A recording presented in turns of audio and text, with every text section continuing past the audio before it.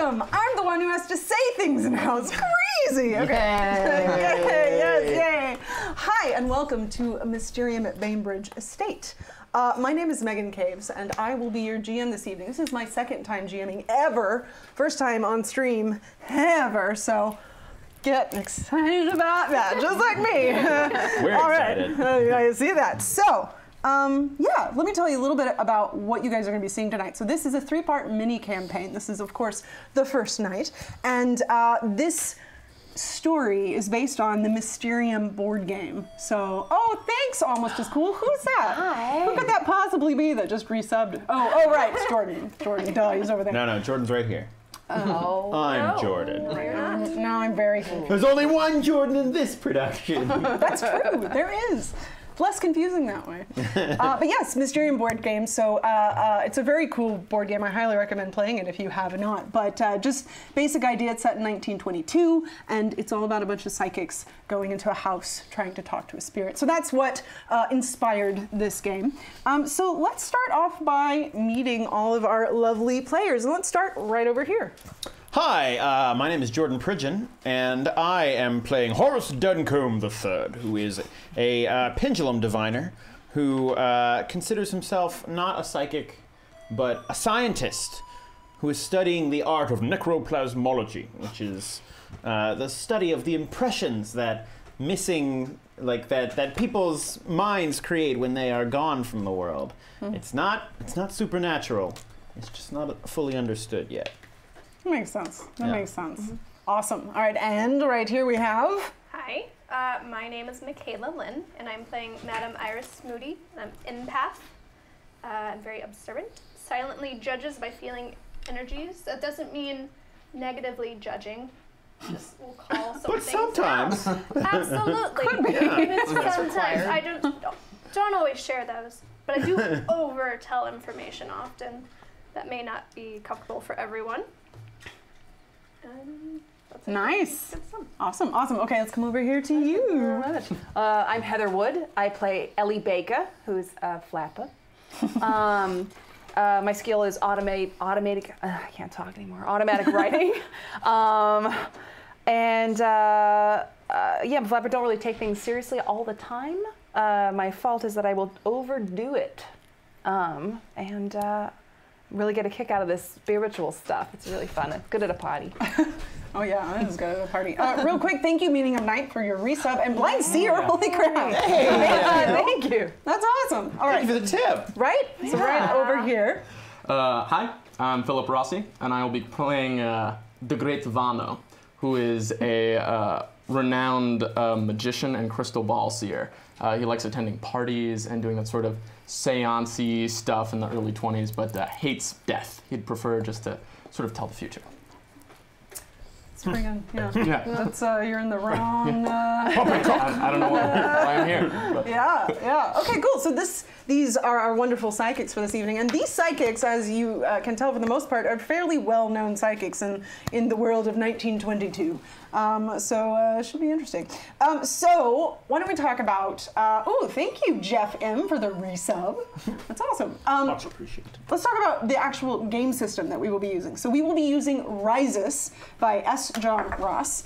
It is a game that's been around for a long time. It's a very rules-light system. I actually put the whole rule sheet, or whatever you want to call it, in our Patreon. So you can see it there. It is 4 pages long, but there's a whole lot more online about it that adds different aspects to it. It's a pretty cool system.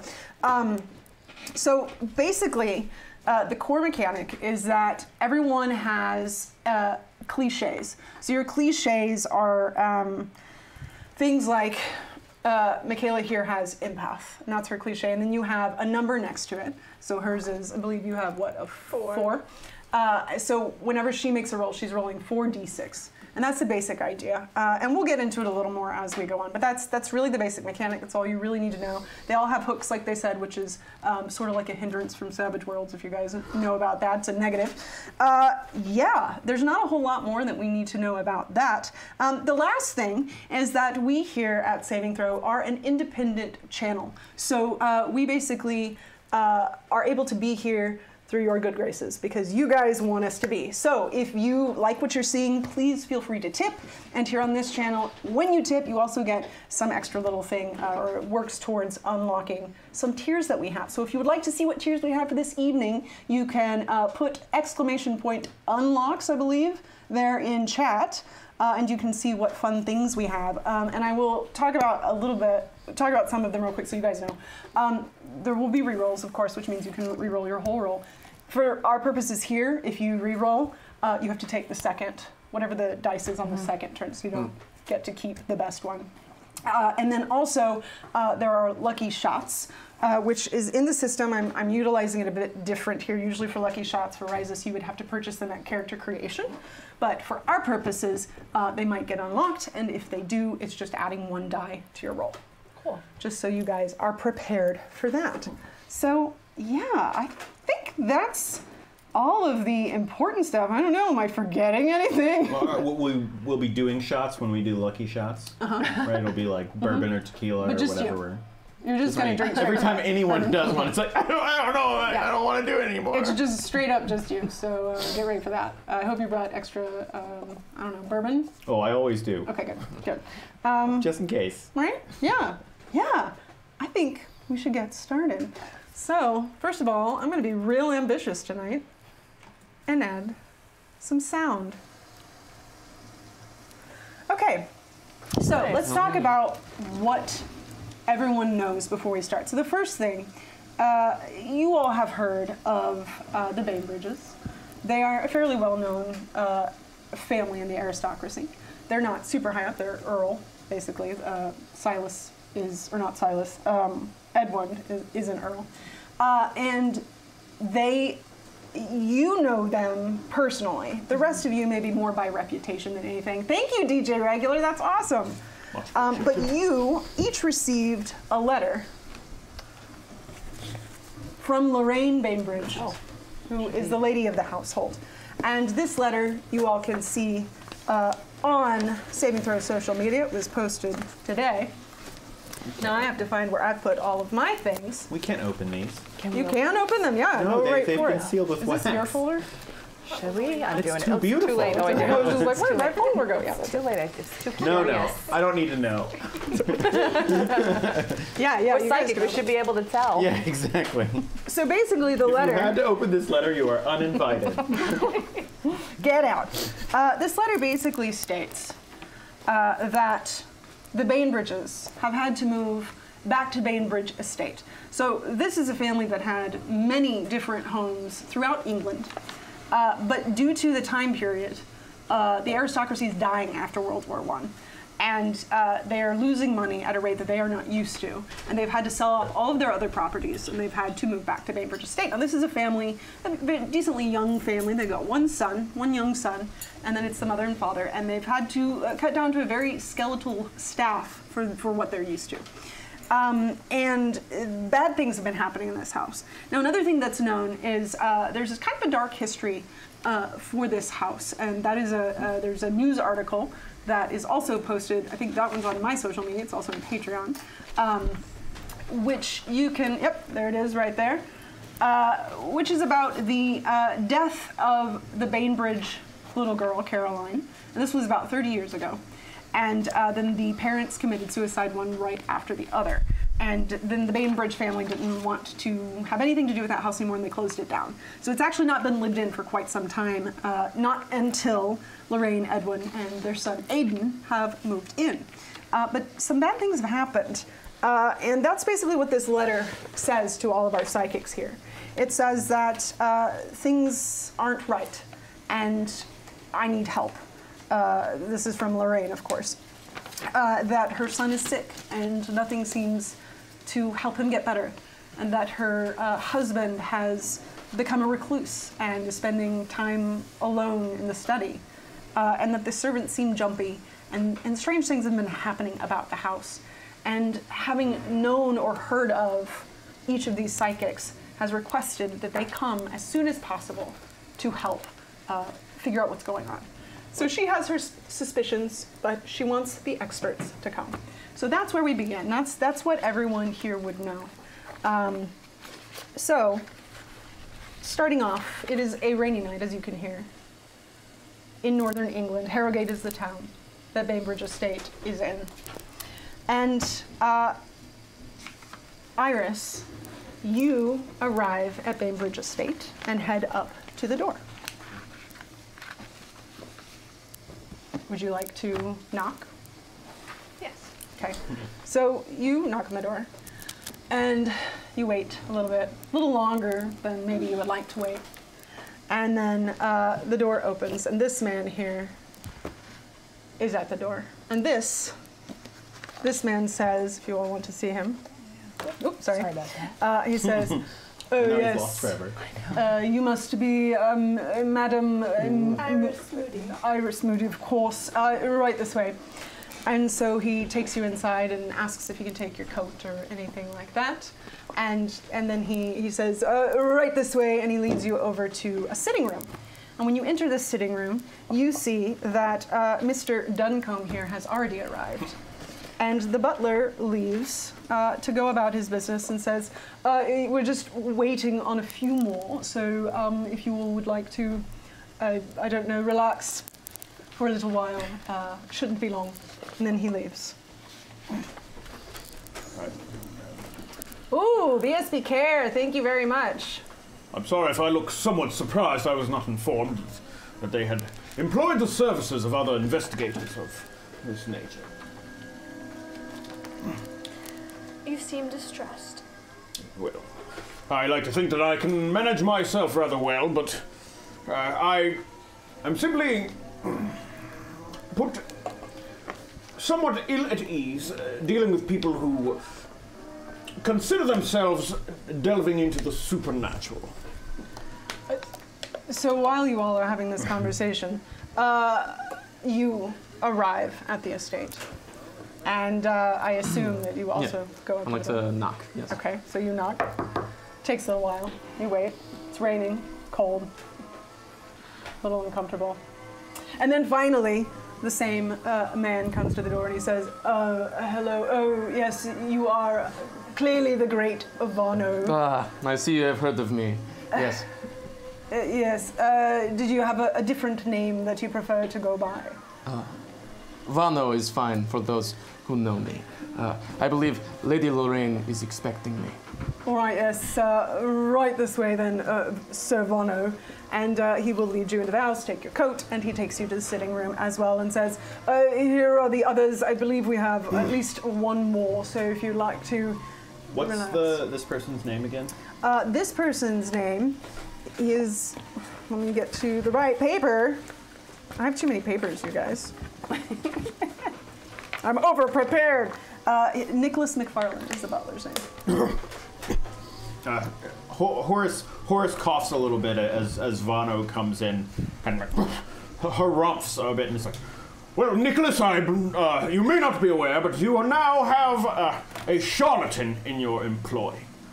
I have dealt with the great Vano here before, and I can tell you there's nothing great about him except for his sense of self-importance. Oh, well, I didn't hire any of you. If I had my way, none of you would be here. But you are, so I suppose you should make the best of it because the lady of the house has invited all of you, which means that you are all supposed to be here. For such a cold night, there is an awful lot of hot wind in here. Yes, I would actually agree with that from all of you, except for maybe you. You haven't said much yet.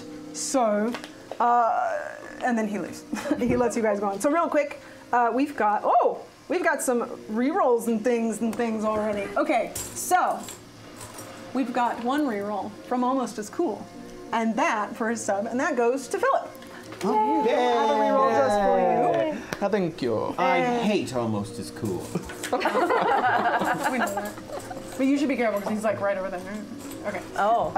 And Meaning of Night gives a reroll to Heather. Yay! This is the first reroll I've ever gotten in any game. What? Yes, thank you, Meaning of What? Night.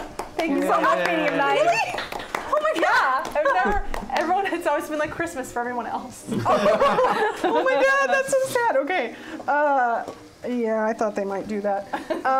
Okay, and Jeff M gives a reroll to Michaela. you. You're welcome. Oh my goodness. We already have something unlocked. We already have multiple things unlocked. This thing is crazy. Like, things are happening as I'm reading it. It's insane. Technology these days. Technology. 1922. What will the 1930s bring? I don't know. You should tune in tomorrow to find out. Anyway, okay. So excited. So, the first unlock, I'm not going to tell you what this one is. I'm not going to say, but the first tier has been unlocked. Thank you very much, chat. It should be great. I think they will love it. And then second tier has also been unlocked, which means there are 2 lucky shots for the table. Ooh. So what that means is I will put these out here. And then at some point, anyone at the table, if you would like to add 1 die to one of your cliche rolls, you can do so with a lucky shot. But it's shared among everyone, except for me. I'm not gonna do that. All right. Anyway, where were we? Yes. So the butler, Nicholas McFarland, he leaves the room again, kind of in a huff, and he goes about his business. And then, of course, there's another knock at the door, and you have arrived. And it takes some time. And then finally, the door opens. He says, "Ah, yes, you must be, oh, right, you've been here before." Oh, yeah, Ellie, Nikki, you look so good. Very well. Oh, my goodness. Yes, thank you, I appreciate that. Right this way, may I take your coat? Oh, yes, please. Okay, wonderful. Right to the sitting room, then. And so you enter, and of course, all of these fine folks are already in here.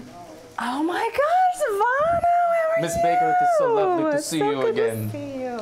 I love your works. Oh, thank you. Hi. Hello. I'm Ellie.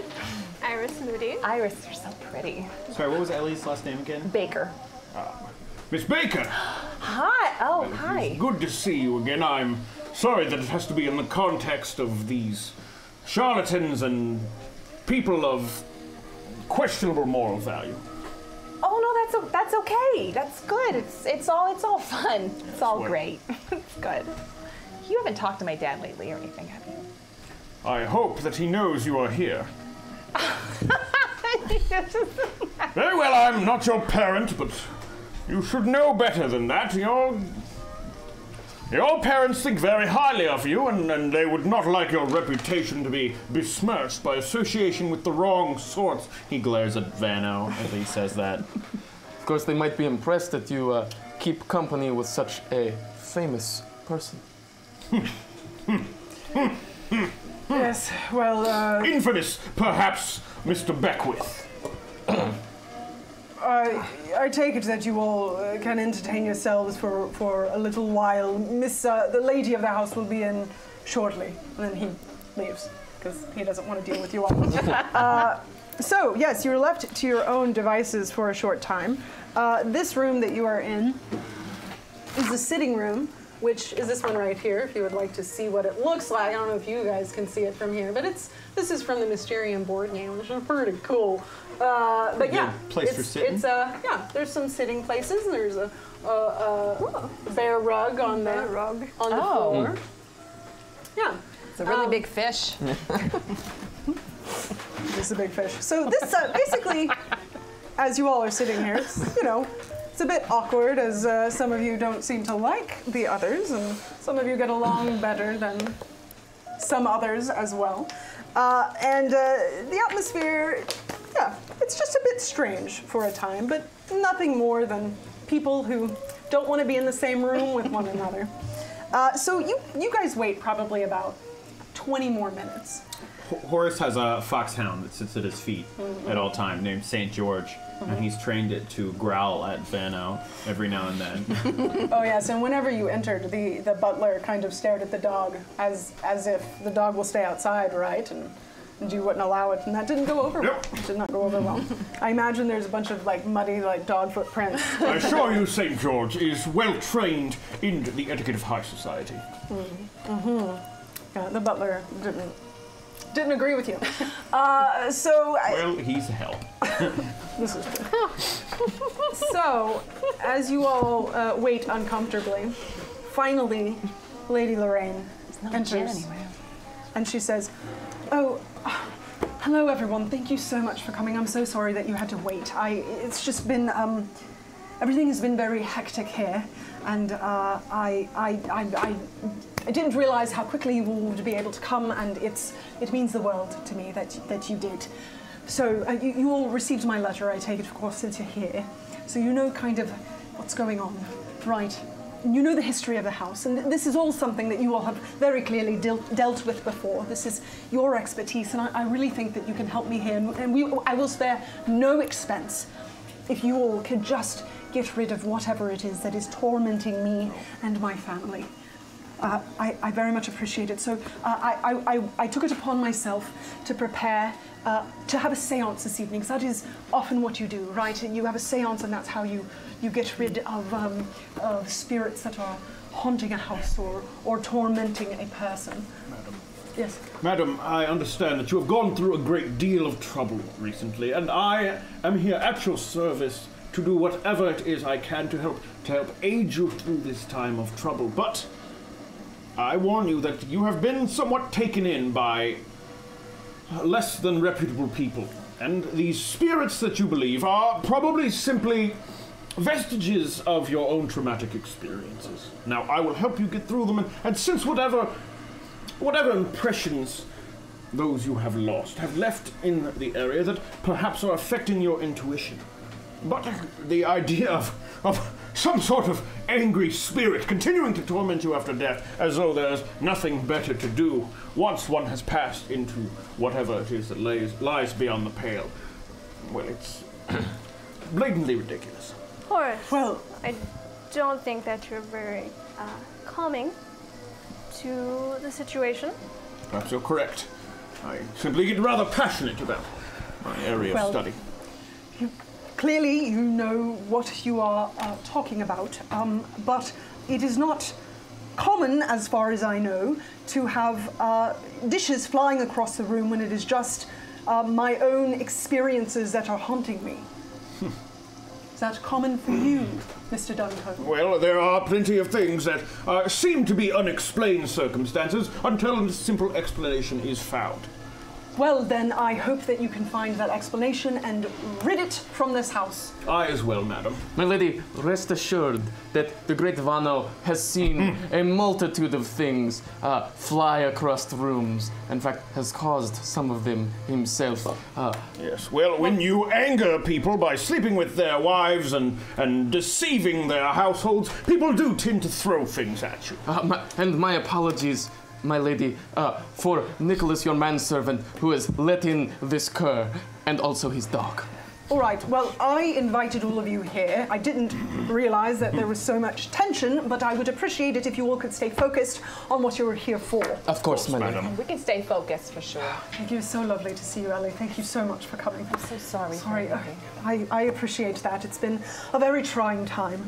But yes, so whether or not it is the spirits of this house or not spirits or something else, I hope that you all can use your expertise to find it and get rid of it as soon as possible. Vano is at your service, madam. I very much appreciate that. I need to get back to my son, as I did tell you. He is very ill. He's not doing very well, and my husband is of no help. I will warn you that he does not, thank you, Nightsteed, that's awesome, that my husband does not agree with me calling you here, as well as some of the staff, but they are not the ladies of the house. I am, and this is my decision. So if you would like, I will have the servants show you to your rooms. You can get settled, and we will reconvene for the séance at midnight tonight. So I will take my leave of you now. If you need anything else, please let Nicholas know, or you can let Genevieve, the maid, know as well. I will be in Aiden's room. If you do need anything from me, they can find me very easily. And she's seems very flustered, and she's grateful but flustered, and seems very distracted, and she exits the room. And you guys are again alone with your own devices for a moment. It is no doubt that someone who shows such a somewhat weakened mental constitution might be seeing or believing that they see things that are unexplainable and attributing such things to the supernatural. Horace, I think you'll learn that your skepticism may blind you as well. Well, skepticism, in fact, is an opening of the eyes, madame. We, instead of accepting things that seem intuitive, we seek to understand exactly what makes them as they are. And necroplasmology is the way to explain these things. Well, I think I will be getting some sleep before midnight rolls around, unless you have something important to add. Nothing too important to add. I thought as that much. I would like you to hear, no. So while you all are having this discussion, Nicholas and Genevieve, the maid, come in. This is Genevieve here. I'd like to see her. She's very young, pretty maid. She seems a little naive, maybe. She doesn't quite know what she's doing. And Nicholas says, right, well, the lady of the house has asked me to show you to your rooms, so gentlemen, I will take you, and ladies, you may follow Genevieve here. She will show you to your rooms.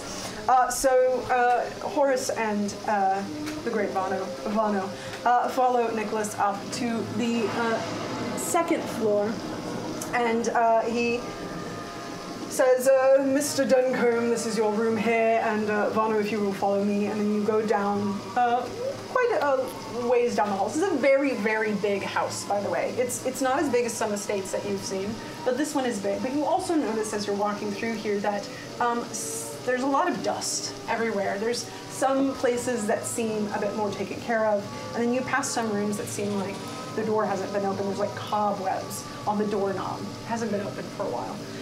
But the rooms that he does take you all to seem that they have been cleaned, they are not dusty, and they are warm. They have a fireplace lit, and they're prepared for you. So he shows you to your rooms, and he tells both of you, if there's anything else you need, please don't hesitate to ring. There's a little bell that you could ring that will ring down to the staff's room. And he says, of course, it might take some time for anyone to come up here, as we are very short-staffed, he says very angrily.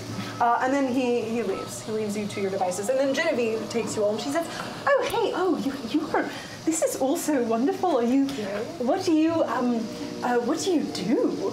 Oh, I just flap. You're a flapper! Yeah. That's so wonderful! I might have to, I don't know if this time, I mean, I know you're here for a very important thing, but maybe later, if there's this time, we could talk about all the things that you know. I've always wanted to do flapper things. Oh, yeah. Okay. So, we can do the Charleston, which I think has come out by this year. So, well, whatever it is, sounds wonderful. So we can do your hair all curly. It's so pretty and red. We can totally do it. Do you have any gin around here? Oh, yes, I think that there is some. I know that the master keeps some in the study, and there's probably some down with the cook as well. Yes, I can bring you some later if you'd like. That's okay. That'd be great, and we'll do your hair. Oh, yes. Everything will be so much fun. I bet I could get one bottle. They wouldn't notice. There Oh, aren't yes. many of us here. So anyway, she says, and you're Madam Moody. Hi. Hi. Is it still bad? No. I've heard a lot about you. You're in the newspapers. That's really neat. I have been traveling a lot. Oh. I'm happy to join you this evening. Oh, you've traveled the world. I have. I've only ever been in Harrogate. I've never really left. I've been to the surrounding areas, but I would love to You travel. must get out. Oh, I will. One of these days. So she continues talking as she takes you to your rooms. You also are on the second floor, but you go off down a different wing, and she shows you to your room, and she takes you to yours. So at this point, you all have the opportunity to unpack, get settled, whatever it is you would like. And before we do that, I do have a few more things that have been unlocked. Yay! So the first one is there are now 2 rerolls for the table. Wow. So anyone can use those. And the first raven has appeared. Ravens Nevermore. are an omen of ill will. There's only one though. Maybe one by itself won't be much trouble. And then there are also 2 more lucky shots for the table. So now there's a total of 4. Whoa. Right? They're always after me, lucky shots. And there are 2 more re-rolls for the table. Woo, Oh, wow. You guys are awesome, Right? Yeah. I know. Super awesome. Thanks, chat. Yeah. All right. So, I think that was everything. I got it all? Let's double check that I got it all. I got it all! Yay! I can read! Okay. All right. Yeah, so at this point, you each have time. If you have probably, say it's 9 o'clock at this point. It's a little bit later in the evening. And you all have the opportunity to wander around a little bit, get your bearings. You have about 3 hours to kind of do whatever you want. So if anybody has any thoughts, okay, I have too many music players. 1 second. If anybody has any thoughts on things that they would like to do. Yeah. I'd like to do a little bit of automatic writing. Okay. And I just want to, my question is like, which floor should I look around in? Which floor should you look around in? Okay. Sounds good. So what you will want to do is roll your cliche. So your cliche automatic writing. 3. 3. Nice. And so you need to get a 5. Okay. That is your target number that you're aiming for. Aha! Oh, now you got 2 6s, which, I mean, you already got what you need, but you would be able to re-roll those 6s, both of them, and continue. And keep it It building. would continue. If there was another 6, you could continue to roll. Okay, and it probably won't. I'm trying to think of like, would they say 2 words if I got it high enough? Probably Not for this these purposes, but if you had a really high target number or something, or if it was an opposed roll, then it could be something to be beneficial. Yeah. So you, is there a particular way that you go about your automatic writing? I have all my little extra cigarette papers. Pull it out. I pull a little pen that I keep next to my knife, and of course, it's important. And then I sort of like, no, and then I take a deep breath, like, which floor should I investigate first? All right. So, so I imagine you kind of put pen to paper and just kind of start drawing. Just your eyes are closed. You're not looking at what you're writing, and it's just big circular motions. And then all of a sudden, your hand gets jerkier. And you start to write out a word, and you write out second.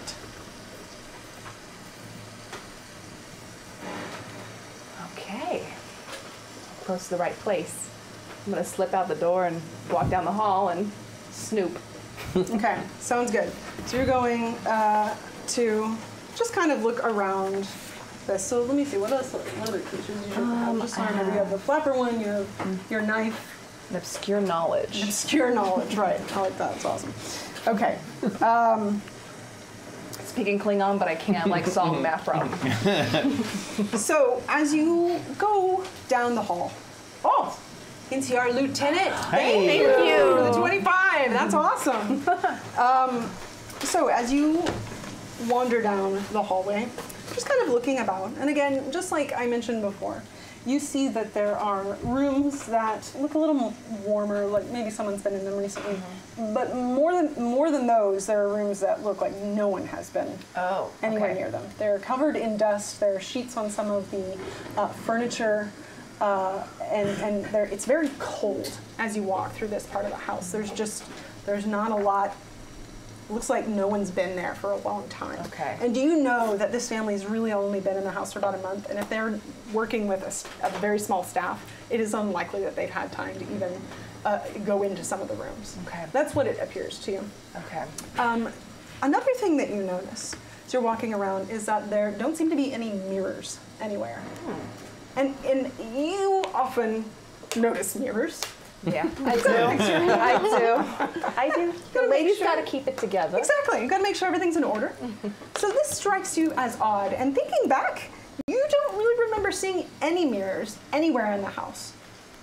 But you haven't been to a bathroom yet, I assume. So you could, maybe they just don't like them in general. But it's just something that strikes you as odd as you're wandering about the house. And then you notice some movement from the lights. So this electricity is relatively new here. But this house, they did manage to put electricity in the house. It was one of the first things they did. So they have the sort of the wall sconces that are everywhere. So they still kind of look like the old wall sconces that they used to have. But you just notice one of the lights, there just seems to be something changing about it. And so you look around at a few of them, and then you catch one, and it looks like there's something in the light bulb. But you can't quite tell, so you go a little bit closer. And then you notice that it looks like there is something at the very base. So if you have your light bulb, there's something kind of down here at the very base of it. Get a little bit closer, and it starts to move up. And then as it moves up a bit higher, it looks red. And it continues, and it looks liquidy. It continues to fill the light bulb, and then all of a sudden, the entire light bulb is completely red. It looks like, if you were to take a guess, that it is completely filled with blood. And so you get a little closer, and it looks like it's filled all the way to the top. And as you get closer and closer, it bursts, and glass goes everywhere. Blood comes flying out of it all over your face. And I imagine, that you scream very loudly and try to wipe it all off your face.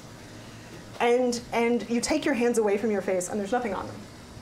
And you look back at the light, and it's fine. It's not burst. There's no blood anywhere. How far away is this from like where we're staying? This is on the other side. It's wing on the other side. Then that. Right. Yeah, and you wouldn't have heard it. Everything seems to be normal. Nothing has changed. But as you are kind of looking at this light bulb, you notice more movement outside to your left, just like down the hallway to your left.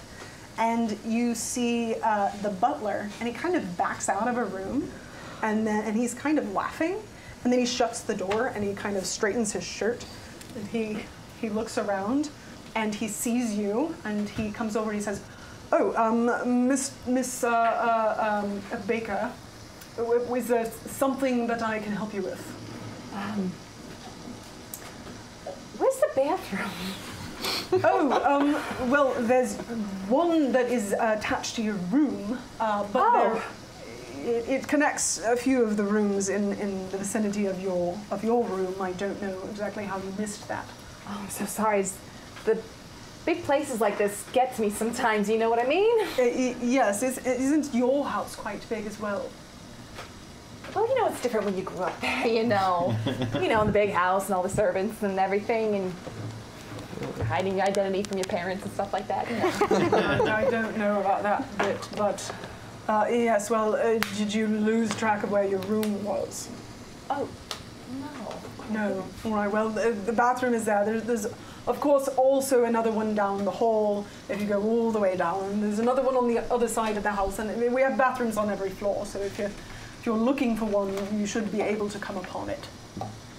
You stressed out lately, Nick? Stressed out? Understaffed, you know, it's like a lot of stress happening. Well, yes, quite understaffed. This is no house that I have ever run before, but at least I can stay with the family. I was able to come with them from their other home, although it is much darker here and there are less people, and it is not a good place to live, but, you know, we do what we can. And I am a good butler, so we get by. But it is unfortunate that I also have to do all of the footman's jobs as well. That's really tough, Nick. Yes, I would agree. I think that it is not an appropriate way to run a house. You know what's going to make you feel better? A gin martini. I would never drink on the job. I mean, just a little, one time thing? I mean, I'm just sorry to ask.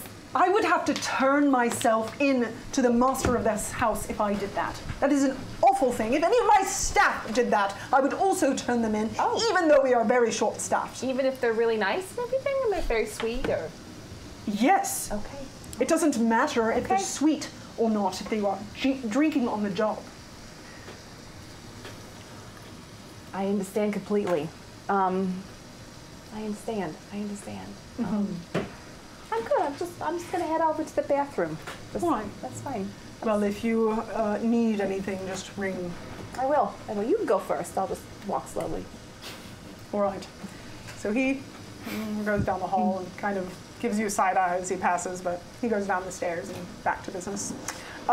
So you go on to find the bathroom, and if anyone else would like to maybe take this. I'd like to go to the study and do an energy feel of the door. Okay, of the door. Yeah.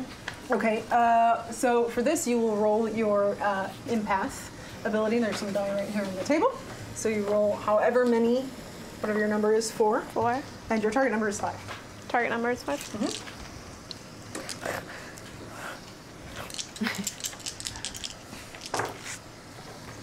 So you got 4, 8. Yep, you got it. You got 5. Okay, so you're reading the door of the study. Okay, so whenever you get over to the study, you see that the door is just slightly ajar. There's a light on in the study. And you just kind of go up to the door. Do you have a particular way that you like to read an object? You just like to kind of put your hands on it? You don't physically touch, you just hover. Hover over it? Okay. So you go up to the door and you just quietly kind of hover by the door, and imagine you try to focus your mind, as I'm sure it's hard to block out all the other things that you're feeling at any given time. So you're focusing and you're able to focus in on this door. And you just notice that it almost feels hot. If hot could be a feeling, that's sort of what you're feeling here. And what you take from that is that there's been a lot of intense energy around it. There's been, it could be anger, it could be great sadness, it could be frustration, anything like that. You don't necessarily get much more specific than that, but that's sort of about what you feel from the door. And then as you're standing there reading the door, you feel like you notice something else, but it's not in front of you. It seems to be behind you. But you kind of ignore it because you're still focused on the door. But then you hear wood creaking. Could be the floor, could be the wall, could be the wind outside even. So you kind of ignore it, but then you hear it again. And then it sounds like there might be a step. Someone is walking behind you, very slowly. You hear another creak on the floor. And then all of a sudden, it stops. But you feel as if someone just touched you on the shoulder. Do you turn around? Can I speak? Can you speak? Mm-hmm. Yeah. You're not welcome here. So whenever you say that, you feel the hand on your shoulder, and it just begins to squeeze your shoulder harder and harder. You're not allowed to be here. It squeezes a little bit harder. You must leave. And even harder than that. I'm not afraid. And then it gets so hard that it begins to hurt. And then you hear what sounds like loud, heavy footsteps that are running away from you. And the hand is no longer on your shoulder.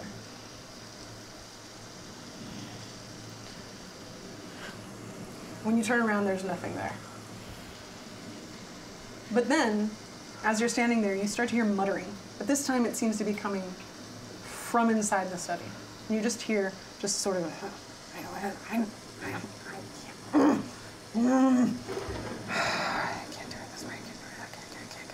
you just hear some muttering coming from inside the study. Is anyone there? What?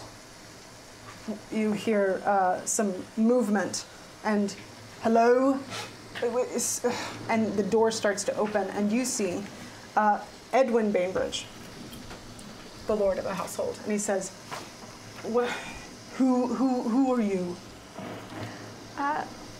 I'm Iris Moody. I was invited by the lady of the house. I'm sorry to intrude. Well, yes, if I had my way, you would not be here.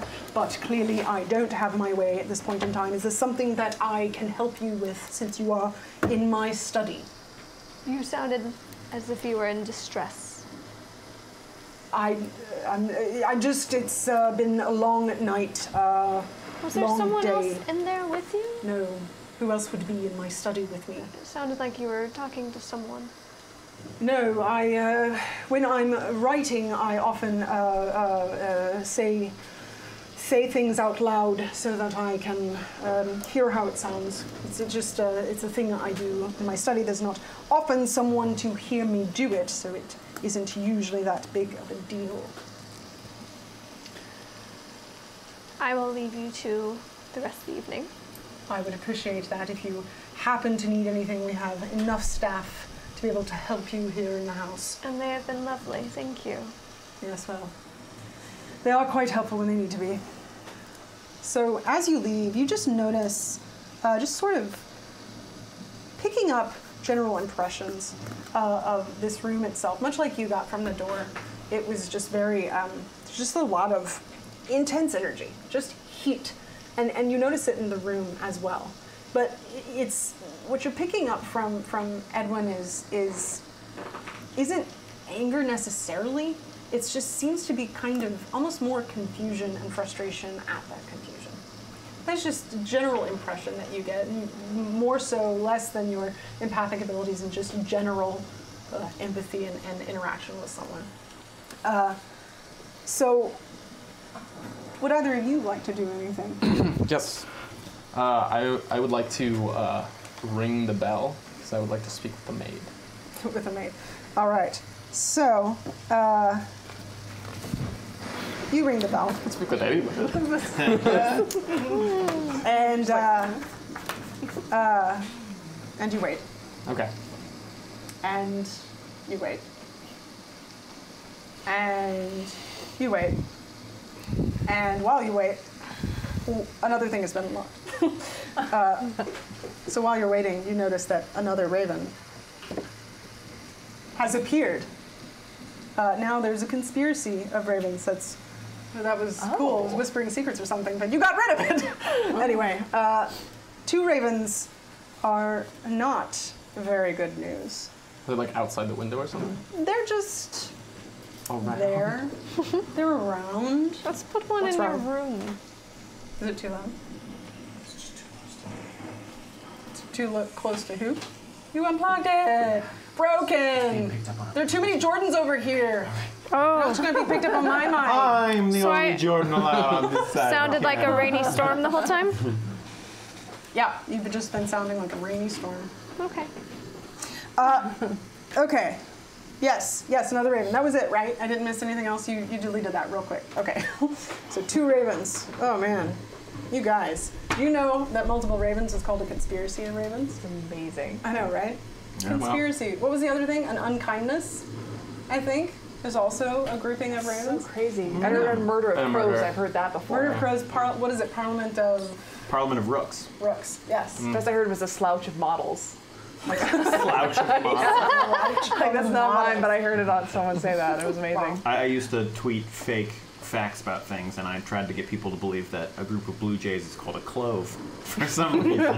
You're a terrible Didn't person. work.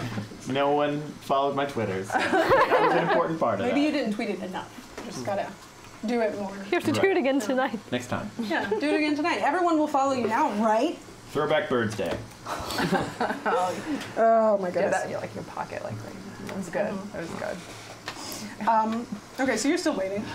Okay. You're waiting. It's raining outside. It's windy. It's finally, you hear someone coming, and it's the butler, and he says, "Did you need something?" I did not want to trouble anyone. I thought perhaps I would go down to the kitchen and get something to eat. My travels have been of great length. Yes. Did you need to know where the kitchen was? Either send me to the kitchen or perhaps they made up with something to eat. Oh yes, I can send the maid up with something. I'm sure that the cook can find something for you. And he. Was that all? Yes, your kindness is great, Nicholas. Vano thanks you. Yes. And he just leaves, flustered. So you wait for a little while, and I thought as maybe, much. maybe an hour or so passes. And then finally, you kind of hear some what's the word I'm looking for? Just like plates and dishes and things kind of clashing together. And coming in backwards is Genevieve, and she's just holding things. She goes, hi. let me help you with that. Your hands are so full. Oh, thank you. Yes, Nicholas said that Mr. McFarland said that you needed some food, so I brought it up. Oh, thank you so much, Genevieve.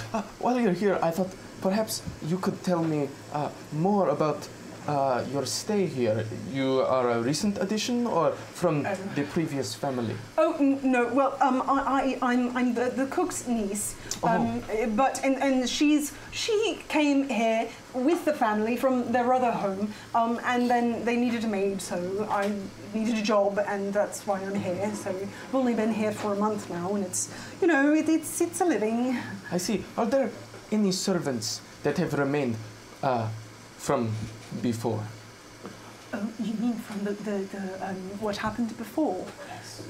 Well, I know that both the cook and the butler came from the other house that the Bainbridges were at, but I think that maybe the groundskeeper has been here before, or at least knew the other family. I don't know.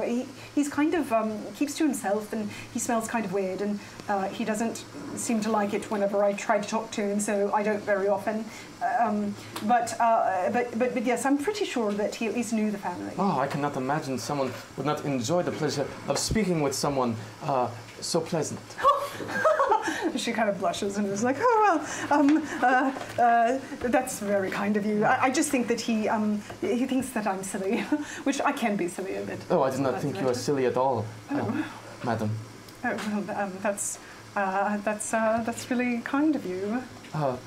My lady, I wonder, I've heard strange things have happened in this house. Perhaps you would share with Vano? I am come to my position by being curious. What sort of strange things? Oh, I don't know. What sort of strange things have you noticed or heard about from your aunt? Oh, I mean, so at this point, I think I'm going to have you roll Casanova. Okay. Oh, no. So your target is 5. Oh boy. Okay. Is this a combat? Casanova combat. Sure, let's do it as a, we'll just do it as a one-time, let me find where she is. Love is a battlefield. Right? Oh, Jason! Yay! Did I not give myself any dice? Do you want some? You don't need dice. I do. Some dice for you. Thank you. I got everything else covered. Music, got that. Dice? No, who needs that? Okay. Yeah. So, no. Let's make this one just a target number. I think we'll make this one just a target number instead of opposed. So you're just aiming for 5. Okay. I think I'm gonna have to use a lucky shot because I'm gonna make this without it. Yeah. Go for it. Use one of those. Casanova. I only have 1 die in Casanova. I'm not great. All right. You think you're much better at it than you are. It's a new thing. I'm working on it. Kind of good, but Oh no. 7. Oh, there you go. You got it. Yeah. So she. Just really twirl that mustache a little bit and lean in. Oh yeah. Perhaps you can tell Vano. When you do that, she blushes a little bit more, and she kind of goes, well, all right, yes. There are a few weird things that have happened here. Apparently, there was one point at which all the dishes flew out of the cabinets, and they hovered there just in the room, and then they put themselves back. That's what the cook said, at least. I don't know. I didn't see it, but my aunt said that that had happened at one point, and then I'm pretty sure that I've heard at night. Sometimes I've heard people walking about the house, and there are only, I guess, well, there's 4 staff, and then there's the 3 family members. There aren't that many of us here, especially at night time. I just wonder about the house, and I'm pretty sure that. I feel like there were a few other things that were mentioned. I know that there have been a lot of stray animals about the house, and anytime they come nearby, stray animals by themselves isn't that odd for the area, but whenever they come by, they they have a tendency to get very angry at anyone who goes past them. It's very odd. Cats, dogs, squirrels, really anything, hedgehogs, anything that comes around, but only if they're near the house. So, do these occurrences and animals seem to congregate in any section of the house? You mentioned the kitchen. Oh, well, that one thing did happen in the kitchen, but I think that it seems to be just generally anywhere around the house. Not that I've noticed, at least. I've not noticed the animals being angrier on the east side or the west side. But just, I don't know, maybe the animals are just rabid around here. And you personally have not experienced any of these strange occurrences? Well, not really.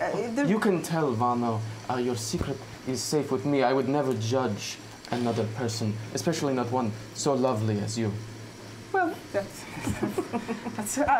I may have experienced one thing. One time I was tidying up her lady's chambers, and I thought that someone called my name, and when I turned around, no one was there. But then I heard my name again, and it was on the other side of the room. But you see, I was right by the wall, and it was just the window at that side of the room. And every time I turned around, there was no one there, and it doesn't sound like much, but it was quite startling for me. And that's actually happened multiple times, not just in her lady's rooms. I often tidy up everybody's rooms. I'm in everyone's rooms, not just hers. That's most of it, although I haven't been here quite as often. I'm only here sometimes. What did this voice sound like? Oh, well... a man's voice, a woman's voice? It was a man's voice, I think. It was a bit hard to tell. It almost sounded like they were not quite in the room, like if someone's yelling from a distance, you can't quite hear. You just hear the voice, but you can't quite hear the timbre of it. Yes. Yes, or the words. But I haven't noticed much else. I know the lady has noticed a lot, but she hasn't shared that information with me. Well, you have been most helpful, Genevieve, and I'll kiss her hand. Thank you so much. I look forward to speaking with you again. Oh, yes, that would be lovely if you did that. Oh, here, I can take your tray, sorry. And then she kind of collects the things, and she half trips out the door, and she leaves. And so when she wanders off, you hear the clattering of the dishes as she wanders off back down the stairs. And so after she leaves a little bit, you, off the direction she went, you start to hear singing. And it just kind of sounds like it's down the hall a little ways. Like choral music, or like? It's like one woman singing. Okay. Alright, I'll peek my head out of the door. And you peek your head out of the door, and it sounds like it might be a little closer. You can tell it's still kind of off the distance the maid went. Okay, I'll sort of make my way down the hall cautiously. Okay, as you continue to walk down the hall, it gets a little louder, and you kind of notice there's another hallway if you take a turn, and that's sort of where it's going. And there's a room where the door is just slightly cracked, and there's a light on, and it kind of sounds like the singing is coming from there. Okay, I will try to creak the door open slowly so I can see into the room. So before you get all the way to the door, as you get closer, the singing gets, kind of becomes off-key, and then it starts to devolve into crying. It's just sort of a soft crying. And as you get closer, the crying gets louder, and it gets more intense. And then as you get over to the door and you start to open the door, it's almost a wailing scream at this point. As you open the door, it makes a loud creaking noise, and it stops instantly. Okay, I'll just walk into the door and be like, hello, I'm so sorry. There's nothing there. The room is filled with dust. There's sheets. So it's a bedroom. There's sheets on the bed, on a sitting chair, over the dresser.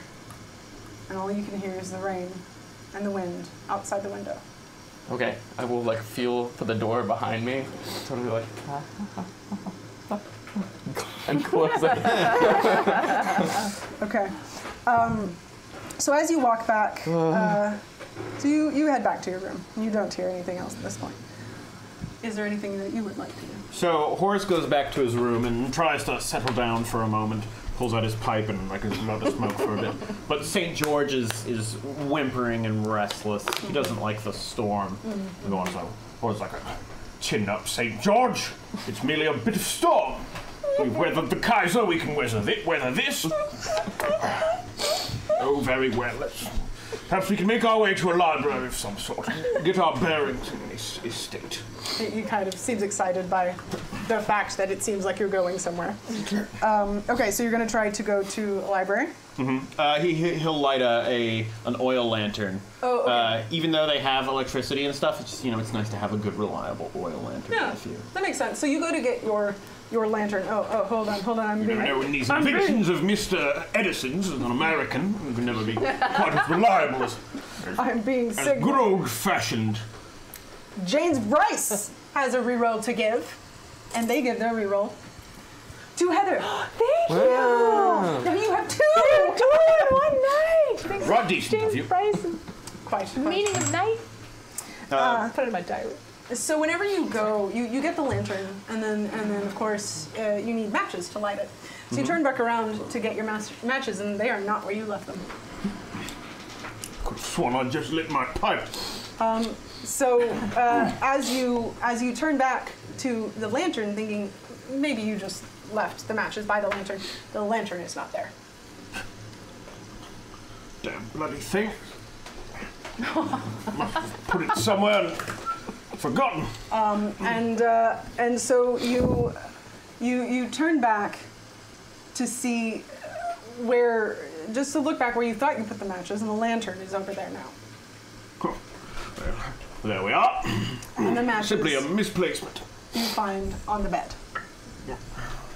Takes the matches and goes over to the lantern and strikes it. Lights the lantern. As you light the lantern, you just notice out of the corner of your eye.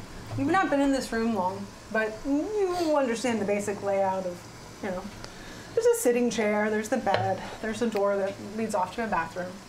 But you just notice that out of the corner of your eye, it looks like the chair is upside down. And as you look over, it's just normal. It's a normal chair. Nothing's odd about it. And when you look back, it still looks like it is upside down out of the corner of your eye. Fascinating.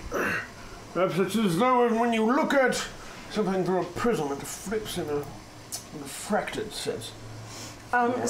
Interesting phenomenon. So, Documented for future examination. every time you continue to look that direction, the chair seems fine. Just out of the corner of your eye, it doesn't seem right. So you go to leave and you turn towards the door and you are facing a wall. What? You turn to go out the door. I've got myself right turned around. This bloody lantern has been playing tricks on my eyes. St. George, if I didn't have you here with me, I would be losing myself. So of course, the door was just slightly to the right from where you thought it was, but like you said, you're just very confused. It's a new place, it's rain, and it's easy for things to get misplaced. I'm still thrown off by my encounter earlier with that man. So you... Chin up, Horace. What would your father think? So you go, you're going to a library? You're looking for a library? Yeah, I'm going to look for a library. You noticed when you came in that you passed by one downstairs. So as you head downstairs, you notice the maid, and she comes out of a room, and but before she does, she kind of looks around. She doesn't see you. You're kind of off around a corner. She's just looking down the hall in two different directions. And then once she sees that she thinks no one's there, she leaves and she goes about her business. Well, never too good to pry into what the lower classes are doing at any given point. And they live their own lives. He's saying all this to St. George. They live their own lives, and it's only proper that they get a decent dab of privacy themselves. Okay, so you continue on Makes to his the, way towards the library. to the library. Okay. So as you go to the library, there is someone else that is in the room. This someone else looks like this man. Good evening, sir. I did not expect to see anyone else out here at this time of night. Who are you? Horace Duncombe III at your service. I apologize. I am new here. I've been brought in by the lady of the estate for something of a scientific investigation. Scientific investigation, you say? Yes. You're not one of those psychics that she called up, are you? No, no. I'm a necroplasmologist. A necro what? Necroplasmologist. When the mind leaves a place it has occupied for a great deal of time, there are impressions that are left behind. I am calling the substance or the measurable instance of this necroplasm, and I study its effects and its residue. I'm sorry, how rude of me, I did not manage to ask your name. Oh, well, I'm Aaron Crane. Well, Mr. Crane, down St. George. I apologize. Oh, that's all right. I don't mind a dog. Mind. Well, is this guy Scottish? He's Irish. Oh, he's Irish. Because I can't do a Scottish accent. Okay, yeah, he's got kind of a tartany looking hat, so I wasn't sure. I apologize. St. George has always liked the smell of the Irish. Is that supposed to be a dig at me? I did not mean it to be so, but I apologize if I have given you offense. Yes, that is exactly how it came across. Well, perhaps I shall learn from these mistakes and move on. Perhaps you should. Am I in the correct direction to go towards the library of the house? Yes, the library is right that way. Oh, good, wonderful. Well, tally-ho, St. George. So he leaves you and lets you head off to the library. Simply unpleasant man. He kind of mumbles the same thing about you as he goes on. But Yeah, you but he don't doesn't have a dog to say it to, so he sounds crazy. Very true. Okay, so you head to the library, and you find that it is empty. It is this room right here that you find. It's a very fancy looking room. Cool. It's got a armor in it. you. Bless you. So when I get into the library, I want to search around. Thank you all, by the way. I want to search around for a history of the Duncombe estate or of the family, like any sort of, probably more of like a personal family Bible history sort of thing. Okay. Just to get an idea of it. What they're like. You did that backward. Oh, sorry. Did you do that on purpose? Just being weird. Do you know this guy? Just being weird. I don't like it. Yeah. So you have historian, right? What else do you have? You have high society. I have hunter, historian, high society, and pendulum diviner. So, thank you. So, let's use historian for this. Okay. For you to search. Yeah. Oh goodness. For you to search this room, and your target number will be 5 as well. All right. For England. Well, that's a 3. Well, we gave it the old Oxford try. So, as you look about the room, you do come upon the article of the Harrogate Gazette that you all have here. Oh, thanks, John Rogg. John Rogg, I like Right, that. good of you. Thank you for the sub. You find this article, which is one that is pretty well known. It was a very dark time for the Bainbridge family. And you don't find a whole lot else about the family at this Fiction. What proper gentleman fills his library with fiction? Oh, yeah. there's so much. It's kind of crazy. This whole room just seems to be filled with fiction. There's no Hogwash. history to be seen anywhere, as far as you can tell. This made-up trash rots the brain. Oh well, whatever it is, the people are entertaining themselves these days. That's none of my business. Okay, so you didn't really find anything here. Is there anywhere else you would like to go? I think after that, he will probably just, like, keep kind of wander around the halls a bit, probably head back to his room. I mean, he was really just kind of restless after moving and had to get up, get around. Sometimes his knee goes out on him if he sits still too long. Well, as you After the Crimea and all. turn to leave the library, you again are facing a wall. Well, The door happens to be on the other. I've got myself turned around once again. You must think me a right fool, St. George. Just kind of looks at you, looks at the window longingly, looks back at you. Man, a few words I hear. That's what I've always liked about you. Unlike that damn... God damn it, I forgot the name of my other dog. England. England, Harry, And, yeah, England, it's- Harry, and St. George. Yeah, right. Unlike England. Teach that dog to be quiet once in a while. Yeah, so you find the door eventually, and is there anything where else you would like to go as you exit here? Or are you just going to go back? I don't think so. I think he would just make his way up. Okay. Yeah. All right.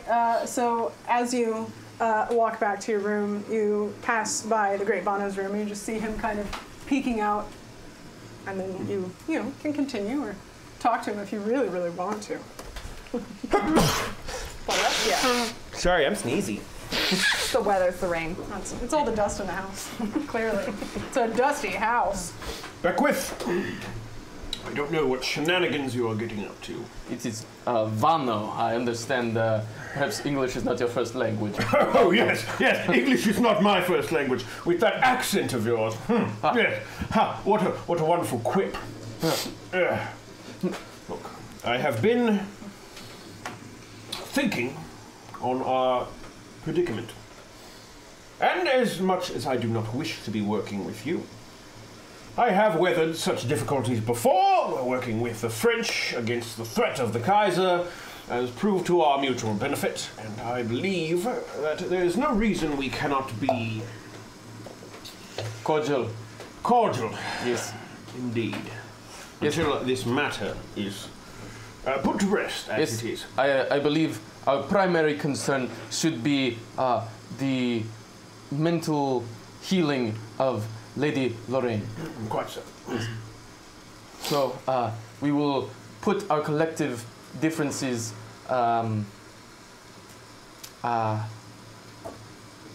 Aside, perhaps. to the yes aside. Yes. English is, in fact, my first language. Yes, of course. So as you all are standing, I assume, in the hallway, having this discussion, you hear... St. George keeps growling every now and then. Well, Good dog. as he's growling, he actually turns around and starts growling behind you, as opposed to at Bono.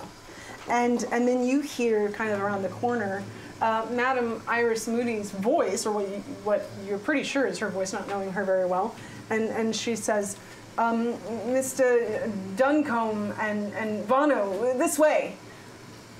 Oh, So, right away, your ladyship. all right. And so as you turn to go, St. George doesn't seem to want to come with you. Come on, St. George. Chin up. Just kind of growls. No, you're not usually one to be obstinate about situations like this. Come now. He kind of looks at you unsure, and then kind of puts his head down and starts following you. So as you There's a guys good chat.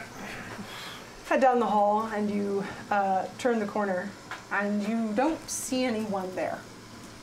But then what sounds like further off down into another room, you hear the same thing again. It's what you think is Iris's voice, just saying, "Come quick, come quick."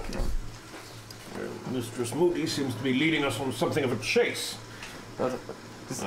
Right away. And so you continue, and there's a door that's just slightly ajar, and there's a light.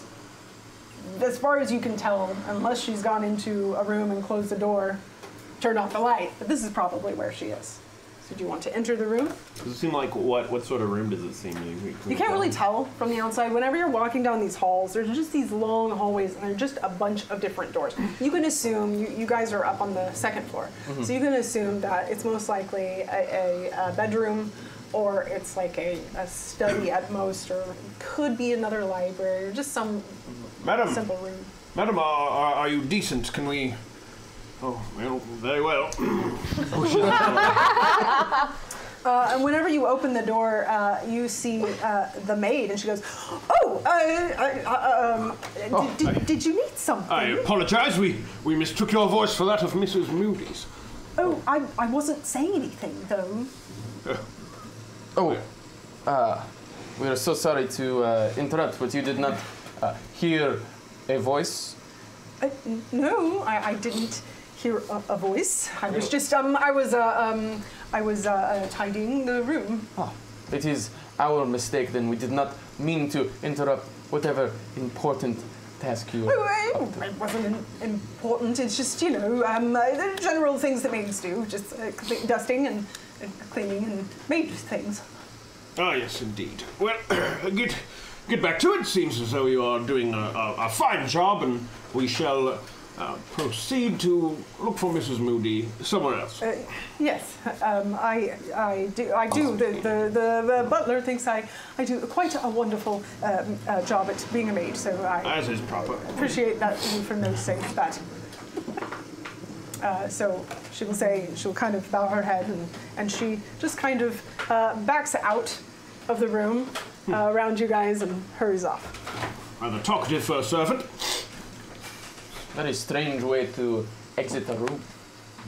Now that you mention it, it was rather suspicious.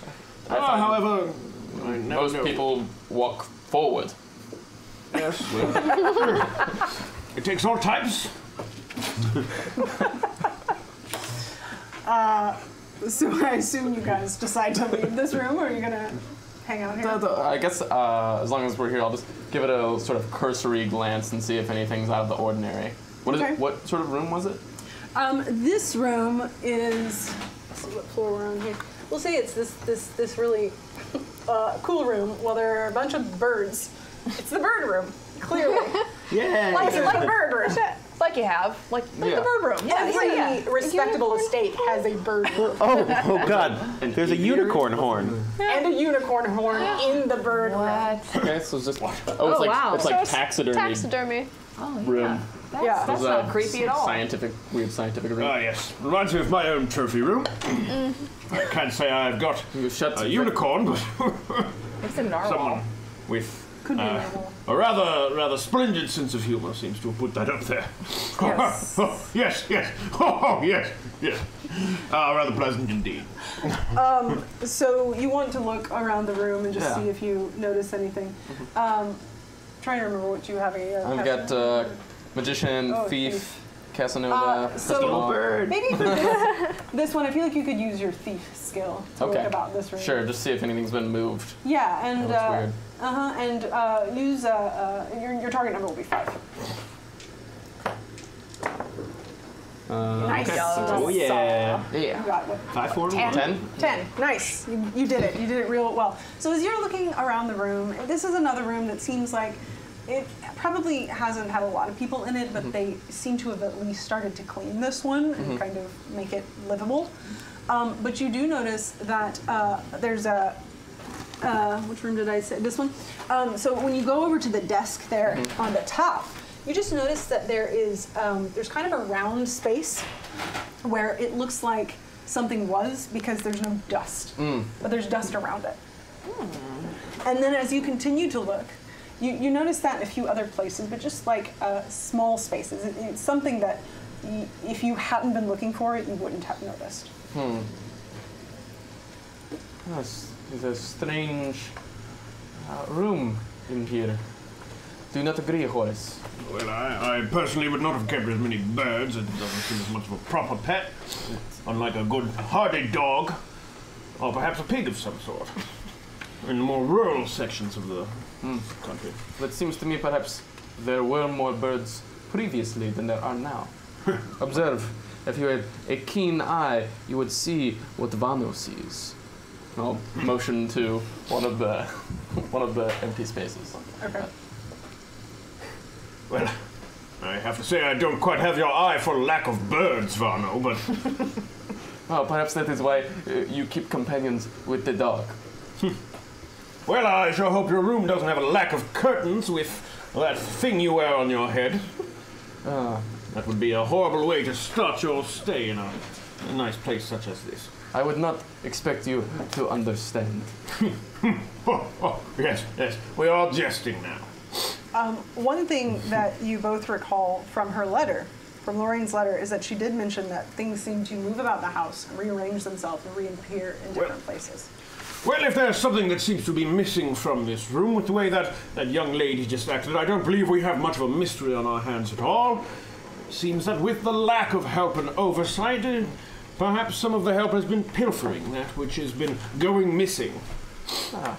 I have to say I suspected it from the get-go. The way that Mr. Nicholas held himself seemed somewhat untrustworthy, if you ask me. I do not suspect anything of Genevieve the maid. I have spoken with her. She seems like a respectable young lady. Ah, yes, well, men of your age can be somewhat blinded by young women and the wiles that they bring to their conversations. I wouldn't be surprised if you were paying less attention to her actions and more attention to her, what should I call it, a certain air of youth. So, they're in a room that is actually fairly near both of your rooms. So as they're having this conversation, they are not being particularly quiet. You all hear talking.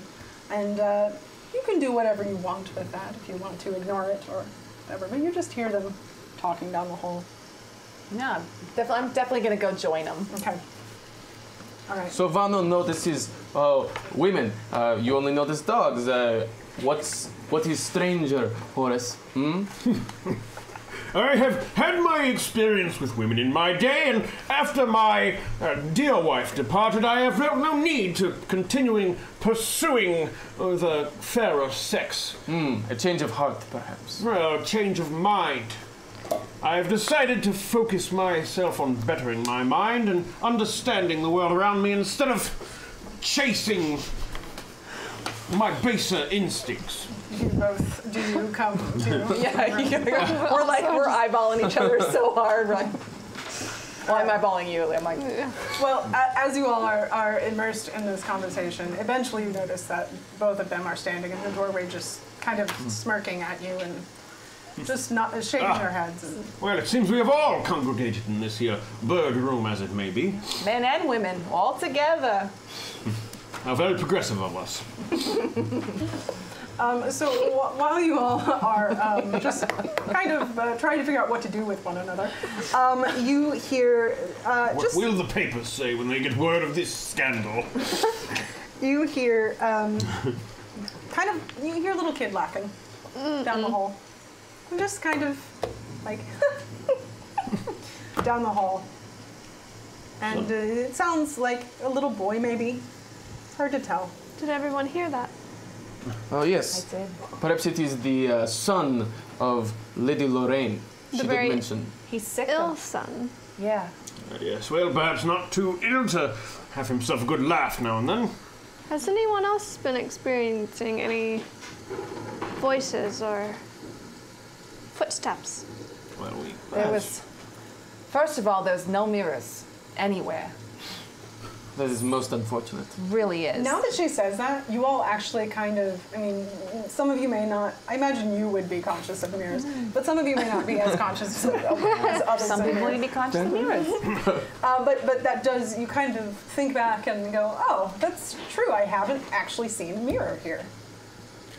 Yes, well, some places have no mirrors, some places have no birds. I could say for sure there are no elephants in the estate either, but I don't know how the lack of something is evidence of any sort of impropriety going on. Is there anything that you've found odd?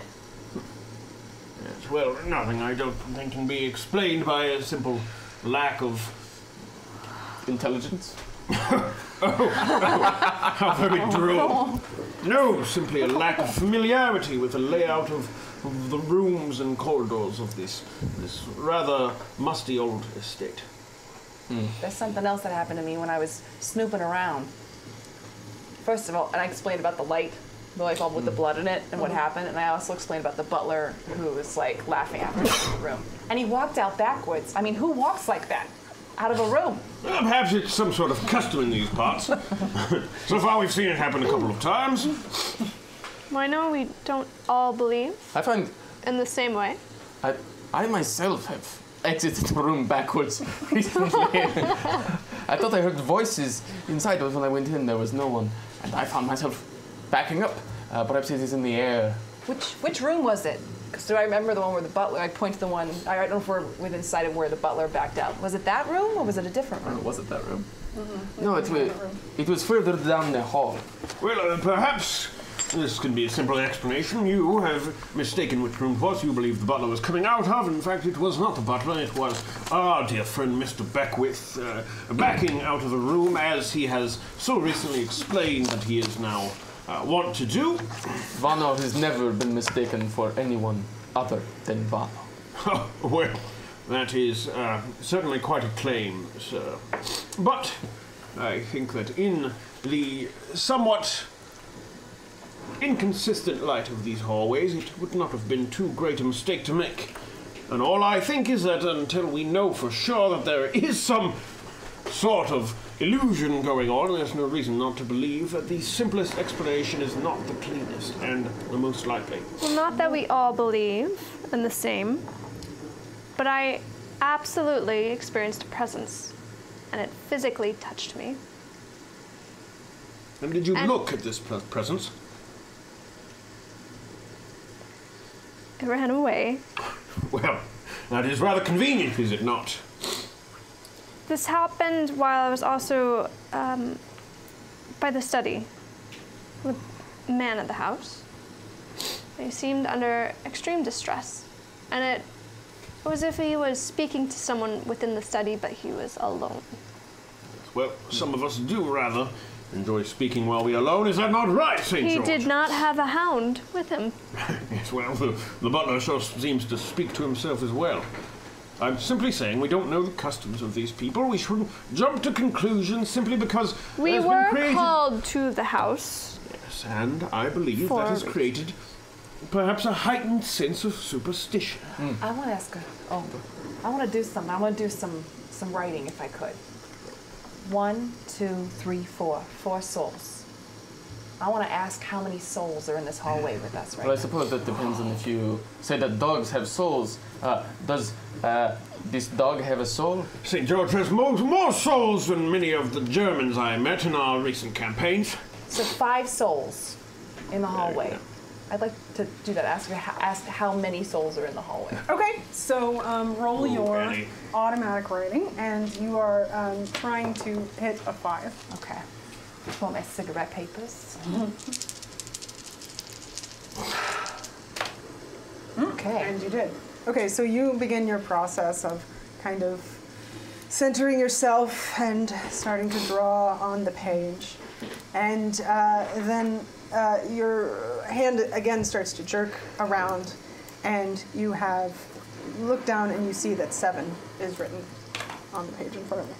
7. Yes, well. Unless I don't think they mean well. unless St. George possesses multiple souls. Or if perhaps it does not take much to write a number other than 5 down on a piece of paper. I do not mean to disparage you, Miss Baker, but if you are expecting there to be more, then I'm simply saying that perhaps you have more control over your automatic writing than you might initially think. Oh, Horace. And I tap you on the nose. With my finger. You're so funny. Thank you, Mrs. Baker.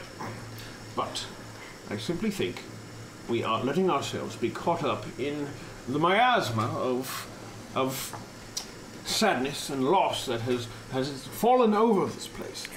Now, we have all had experiences with the effects of the recently dead, whether we interpret it one way or another. Now, we know that if we let ourselves get too caught up in it, we can lose our bearings on what is going on. And perhaps the impending meeting with her ladyship will shed some light upon the goings-on in this manor. So as you guys are talking, you hear the door kind of move, and Lorraine comes in. She says, "Oh, you're all in here. I assume that you have everything that you need." I'm sorry. I just was down in Aiden's room, and I heard talking, and I thought I would come by. And That's Aiden and Lorraine within earshot. I asked who's in the hallway. Yes, well, perhaps precision is not the greatest forte of these spirits. I think you need to learn how to dance. You're a real stick in the mud. Gotta loosen up a little bit. Aiden, he's actually not sleeping right now. He's playing. He's still somehow, even though he can't stand half the time, he insists on getting down and playing with all of his things. And honestly, it's a nice sight to see when he does. There we go. There's an explanation of the laughter. Oh, Well- yes. He is actually quite loud. Sometimes when he does it, it's quite cute. Well, your ladyship, Vano is ever at your service if you wish to proceed. Oh, yes. We still have about an hour before midnight, so you still have a bit of time. I don't know if there's psychic type things that you need to do about the house, or if there's, I don't know if you've run into anyone you've been able to speak with. I assume that I know that they are very busy and we are short-staffed, but... Your ladyship runs an excellent house, if Vano says so himself. Oh, thank you. It's not much of a house to run these days, but I do the best that I can. Is there a room in particular that you want us to? I've honestly noticed, I can't even remember what's happened in different rooms. I'll hear something this way and I'll go that way and something will move over there or No need to stress. Yes. Perhaps if you could point us to a simple map of the estate, I could use my study to help narrow down where it is that the imbalance might be originating from. Oh, a map. The only one who might have such a thing would be the groundskeeper. He's Aaron, Mr. Crane. He knows The guy I that met already. Ah, yes, pleasant fellow. well, I don't know that I would go that far, but he's... Well, I was being ironic. well, then quite, yes. But he does do a very good job, and he has been here at the estate for many years. Well, I mean, he was here before, I suppose. He's maintained it as best he can, at least the grounds themselves. So if you spoke with him, he might be able to give you one. Is the groundskeeper the only one that has been held over from before your residence here? Yes, that is here at the house itself. Yes, the only one. He was the groundskeeper for a time here with Edwin's uncle and aunt's family. A wise and judicious choice to continue to employ him, your ladyship. Well, to be entirely honest, there aren't many people who want to work here. And of course, we can't hire many ourselves, so we kind of take what we can get. Yes, well, good help is hard to find in the best of times. Yes, it has always been quite hard, especially here in Harrogate. It's such a small town, not very much here. There's not many people here. It's very secluded, so no one wants to come up here. But luckily, we have a few very dedicated staff who came with us. We make this transition to a new home. Yes, so feel free to continue to wander about. If you can speak with whomever you want. Aiden, I don't know if he's seen much of anything, but you can speak to him now. He is awake if you want. He does sleep every now and then, so if that is something that you feel you need to do, the house is open to you. I don't know that my husband will be as helpful, but you can try. Perhaps you can lead me to your son. Children and Vano get along swimmingly. Yes. As we often do with clowns and magicians of all sorts.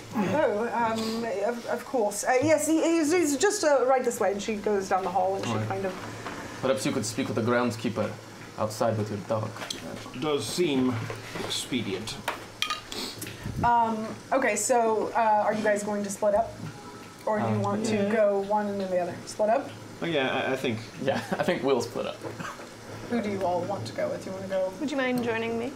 Yes, I'll go with you. Do you want to go somewhere else, or do you want to go with one of them? You all could go and talk with the son as well, or you could go to the groundskeeper. You could do something else entirely. I thought we would do something else entirely. Okay. Yeah. All right. Well, let's start Yeah. with the son. So she takes you. Lorraine takes you over. It's just down a few rooms. Okay. And she just kind of knocks on the door. She says, "Aiden, darling, there's someone here. His name is the Great Vono. He just wanted to come by and to see how you were today. So just, don't." She kind of looks to him. She says, "Be careful. Don't overwork yourself, as you know you want to do. But I'll just be down the hall if you need anything."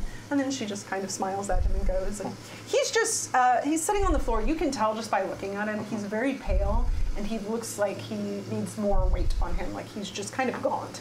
But he seems to be in fairly pleasant mood as best he can be, and he's just kind of sitting on the floor.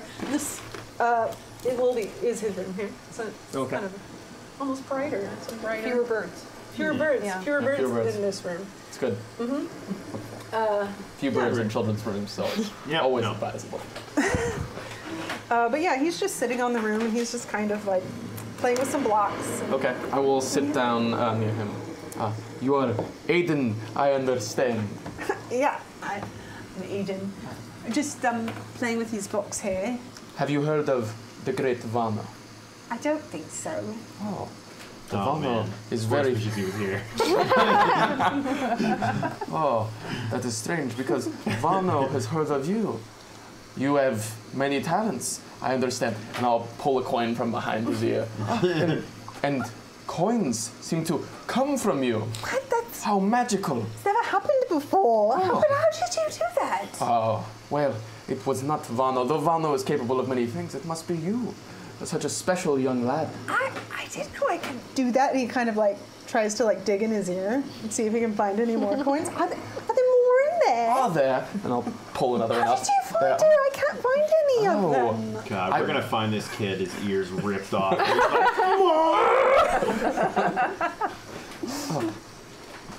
Vano wonders, have you seen anything strange? Other people in this house seem to think strange things happened here, and you look like a knowledgeable young man. You probably know more than most here.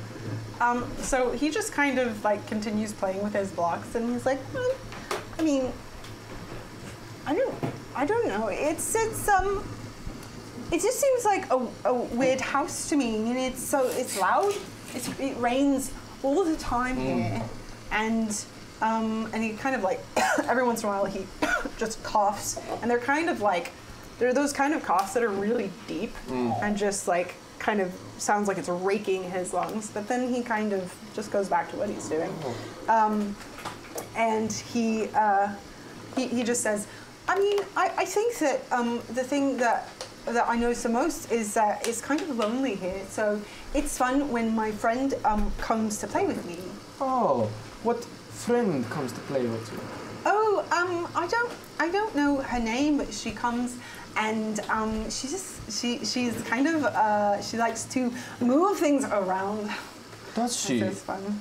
Yeah, but then sometimes she's kind of mean, so I don't always like it when she comes. But What mean things does she do to a young and beautiful boy like yourself? oh well, sometimes she throws things at me. She throws things. What kind of things? Your blocks? Yeah, blocks. I don't know. It just seems weird because I can't really ever. I can't always see where she is when she does that, and I've told my mom that, and she says that that's weird and that it's not normal whenever you can't see your friends. Does your mother has ever seen your friend? I mean, She don't comes know. from the front door, yes?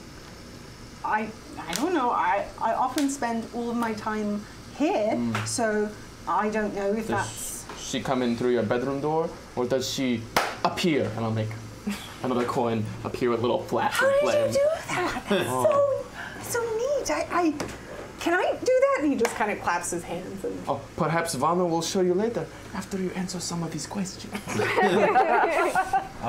Bragging children.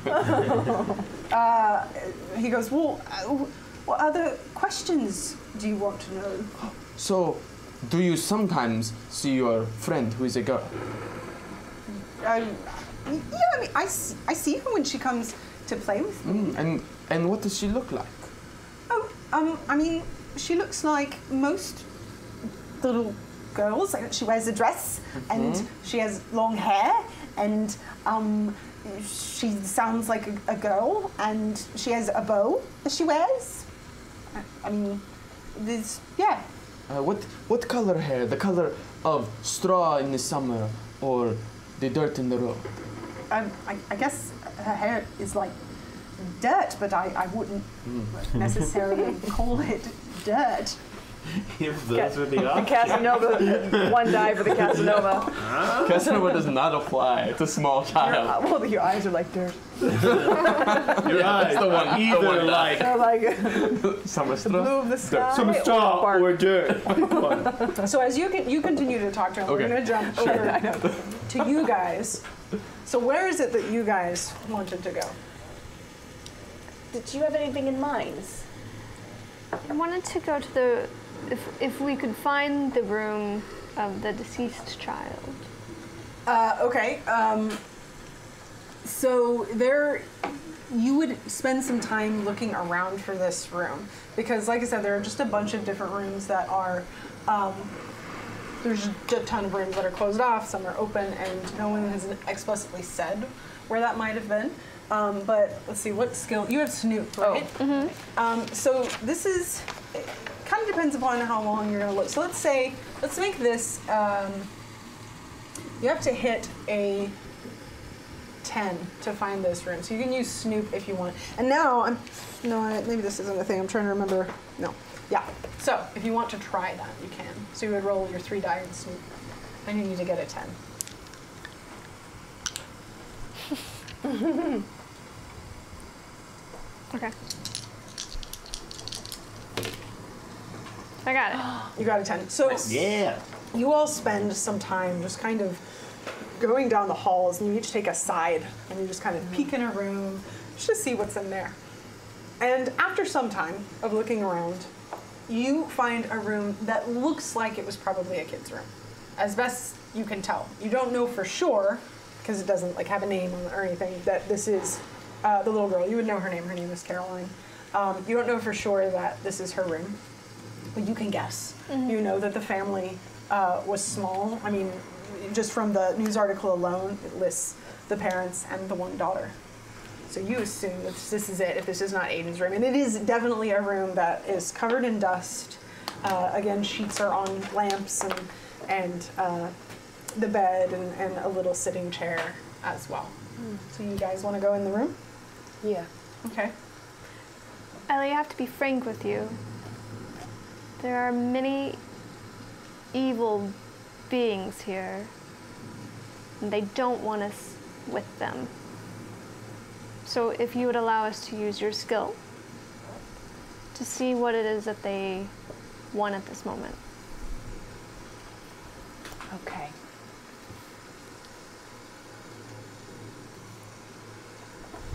I can only get one word answer, so we have to craft this question carefully. So, well, you know what? Might as well go direct. What do you want? What do you want? What do you want? So for this one, your target will be a 10. Okay.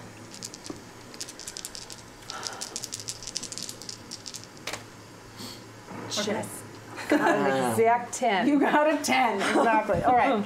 So you start your process of putting pencil to paper, or pen to paper. What do you want? And you start just your loopy writing. And then you see that your arm starts to jerk around, and the word that appears on your page is toys. She's here. She is here. Do you feel anything? Your empathic powers? Do I need to roll? David? Yeah, if you want to try to sense. So for this, because you know, or it seems that somebody may be in the room, your target will be a 5.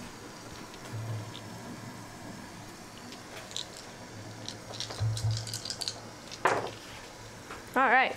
Nice. Yeah. Okay. So is there something you're just trying to? 5 is pretty easy on 4 dice. I just Can want be, yeah. But this is a skill that you guys are very good at, so Yeah. that you should be able to almost always succeed at this. I want to feel what type of entity she is. Okay, so as you're sensing the room, you're just kind of opening yourself up and trying to focus in on the space, focus in on an energy, a particular energy in the room, not necessarily the feel in general. But what comes back is just you get a sense of play, of almost the feeling almost feels like laughter bubbling up in you. It's just sort of a playful energy, maybe a mischievous energy, and it doesn't seem particularly evil. It's mostly what you feel here. Maybe a bit obnoxious, but not evil.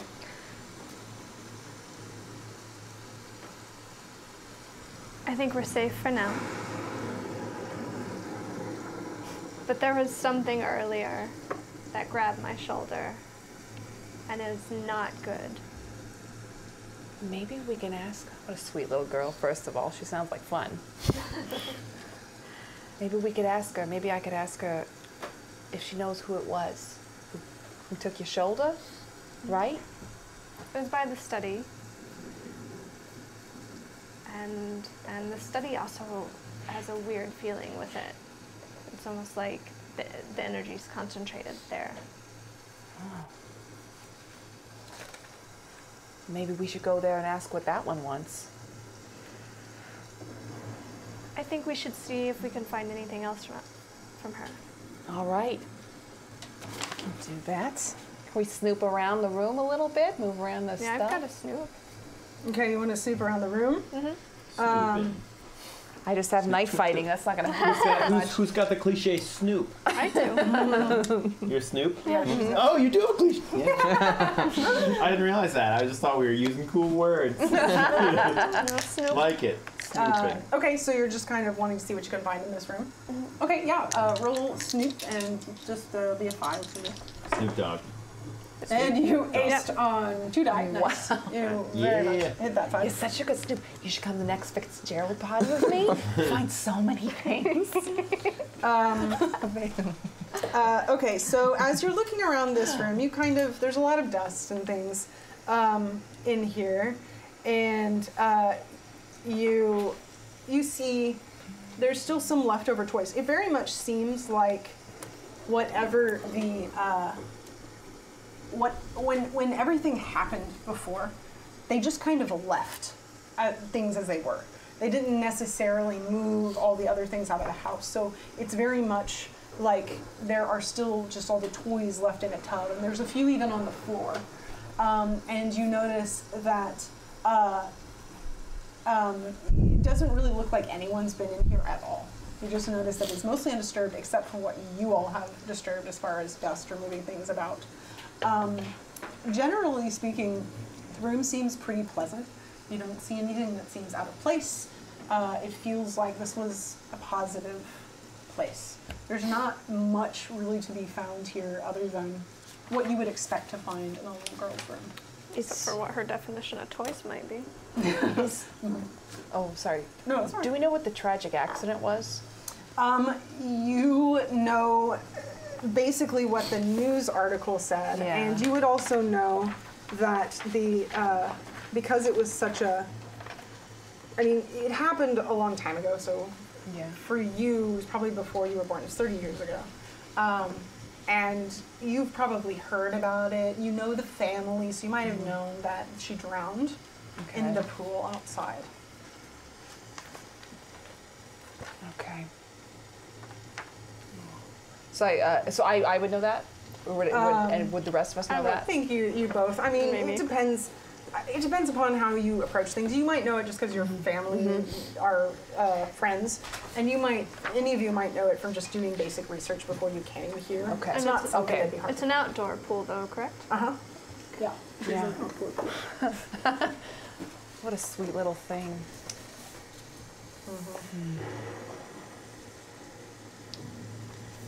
Yeah.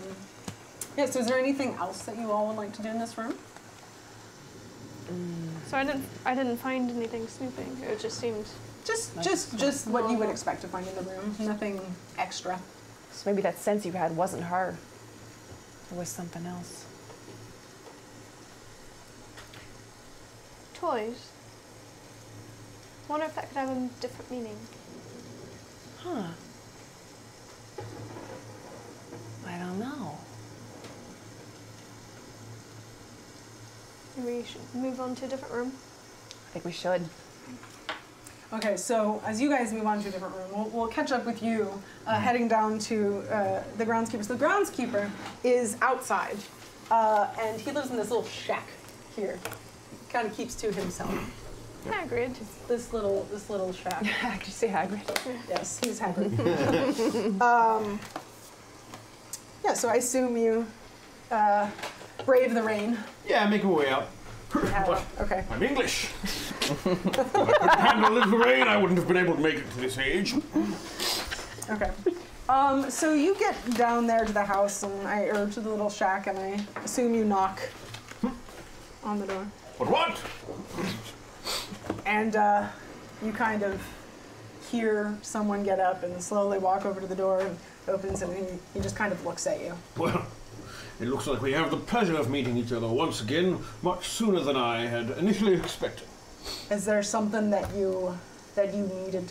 Yes, in fact, I was told that you were the man to go to if I were to be in the business of procuring a map of the Bainbridge Estate.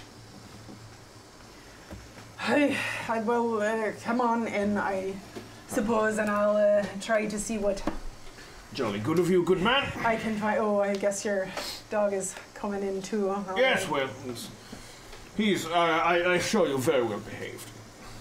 Well, Down, St. George. better be. Doesn't seem quite well behaved yet, and if he does that again, I'll have to put him outside in the rain. So he goes over and just starts digging through some different papers, and says, "So, what is it that you need a map of the house for?" Well, you see, when things are created in representation of greater beings, like pictures of people or maps, they, in a sense, take on some of the elements of that greater object that they are representing. And through my scientific investigations, I can use such representations to help map out the energy signatures that have been created by a presence or lack of necroplasm in the greater building.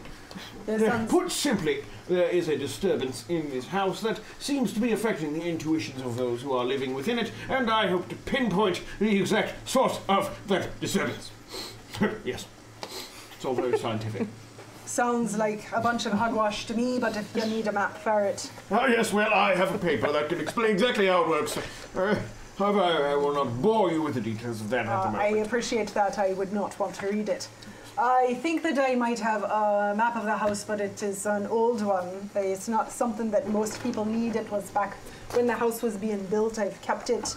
Oh, well, older maps can have even more significance with the fact that they have represented the object that they are representing for a greater amount of time, and it lets the impressions deepen. As if you were to leave something sitting on a mattress for a great deal of time, when you pick it up, the impressions that are there would stay for a longer time than something was simply put there and then moved to another place. Right. But this is a map, not a mattress. Yes, well, it is simply a metaphor, my good man. If you wouldn't mind me using your humble abode here. He wants to start spreading out the map on a table. Are there electric lights in here? No. Okay, good. Not in this shack. It's just a You lantern. don't want the science mumbled up by such fuddly-duddly new technology. Well, So- that's something I can agree upon. Okay, so He you is spread out the map. So he wants to spread the map out, and then I want to use pendulum divining to Okay. try and figure out like where the source of this imbalance is like most focused. Okay. All right. So you spread out the map and roll your die. So this, we'll say this is a 10 target. Okay. That is your target. Here. So I've got a 4 in pendulum divining, so Okay. I'll roll these 4. 5, 6, 7, 8, 9, 10, 11, 12, 13. Nice. So Horace holds his hand out over it, and he waits for it to still. And then he like concentrates on it and like lets his intuition guide it, like looking to see if it starts moving towards any of the rooms, like if it seems pulled in any particular way. Okay. So as you are holding it there, it takes a little bit of time. Doesn't seem to do much. The groundskeeper just kind of stares at you like you're an idiot, and doesn't seem to think much of what you're doing. But as you continue to watch it, you notice that it starts pulling off towards the east wing of the house, and you have. Basically, you've put out a set of maps. So if we're dealing with maps that are of the house itself, they're the different floors. Uh-huh. So it's pulling up towards the second floor of the house. And you just kind of notice it's a very subtle movement.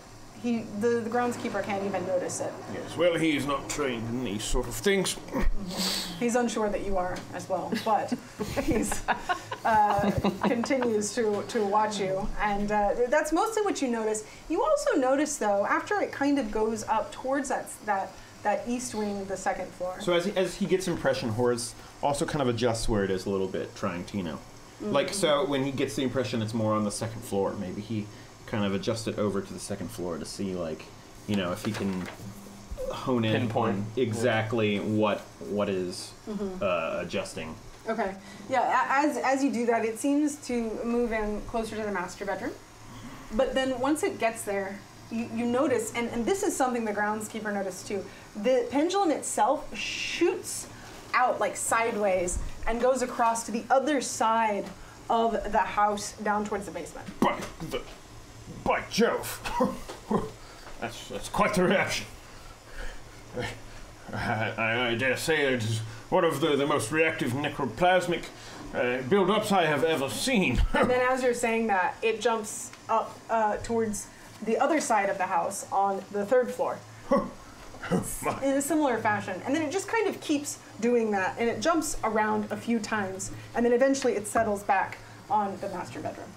All right, so what specifically, like what master bedroom was what it first linked to? Did it seem like there was a pattern in the rest of it, or was it just sort of a herky-jerky? It just seemed more just kind of all over the place. It didn't seem like there was a particular pattern, and because it was so fast, the pendulum couldn't necessarily always settle on a particular room. It was more about general areas, that it just sort of seemed like it would be down at the bottom of the house and the top of the house and the side, and then it might jump to a room. It just kind of seemed to jump about, but it did go back to the master bedroom. That is the one room that you did notice it. Yeah.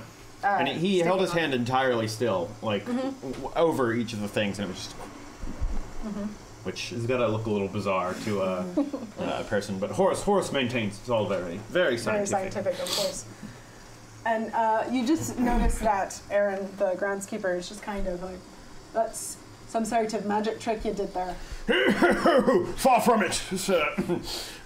Magic is simply what people use when they cannot conjure up, dare I say, a proper explanation for how things work. No, indeed. Well, This crystal is well calibrated to help further my own intuition to understand where build-ups of,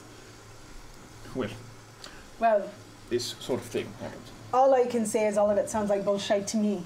And I know that that the lady of the house has called you all here to help her because she thinks that there's something going on, but I think she just needs to take that son of hers to the hospital, and maybe he would be fine. So if you or any of your associates lead the lady of the house around by the nose, just know that you'll have me to contend with. Well, Trust me when I say that I will be the first person to advocate taking the child to a proper doctor's care as soon as such an option is available.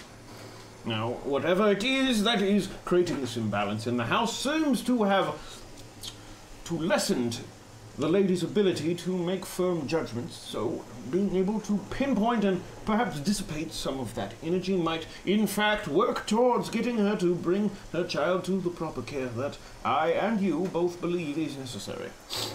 Well, if you think you can get through to her, then by all means, but she does run a very good house. She is a good woman, so... Yes, well, with help that seems to be stealing things, there might be problems that even a good woman cannot deal with. You think that help is stealing things? Well, I only have a couple of instances to back up such an idea, but I am keeping an eye out for such a problem.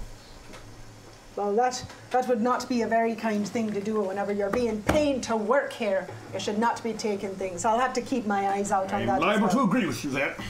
Quite well. Did you need anything else? No, thank you. You've been very helpful.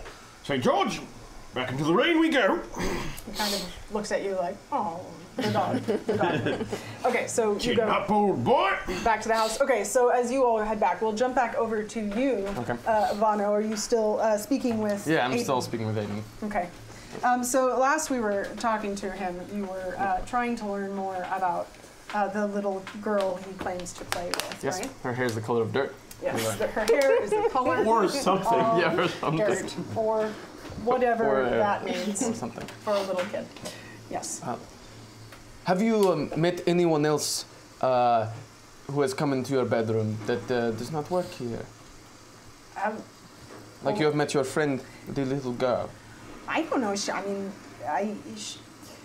Not that I know. I mean, there's Genevieve, and there's the butler who isn't very friendly. I agree. Yeah. Oh yeah. But None of us like to help no, her. there's not really anyone else that I know of. I mean, sometimes I hear people walking outside. Well, it is At a night? hallway. Yes. But they don't normally walk around at night. I see. Tell me something, Aiden. Were you feeling this sick before you came to this house? No, it was mostly once I got here, but that could be because of the weather. It rains all the time here. Yes, it's very true. Yeah, and it's really dusty in here. Yes. Well, perhaps I can speak to Genevieve for you and clean some of this. Oh, I mean, she cleans my room pretty well. So it's not it's dusty in the hallways. Yes, that is true. My robe is covered in dust. He goes, achoo. Well, Aiden, you've been very brave to speak to Vano. Vano scares many people because he is so magnificent, but you, not you. Well, my mom does say that I'm often very brave. I am inclined to agree with her. I will let you take your rest, Aiden. Okay, so as you go to leave, as you leave, you just kind of hear like a crinkly sound, and as you look back, you notice that Aiden's kind of like pushed something under his bed. Okay.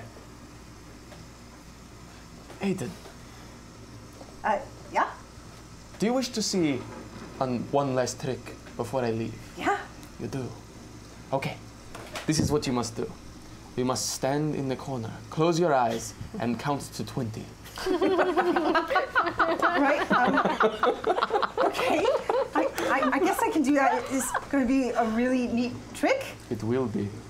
All right. And then he says, "Can I sit? It's hard to stand." Yes. Yes, you can sit. Poor kid. All right. So he goes and he kind of like sits in the corner and closes his eyes and he goes, 1, 2. Okay, well, he's doing that, I'm gonna look under the bed. So you look under the bed and you see a bunch of candy wrappers.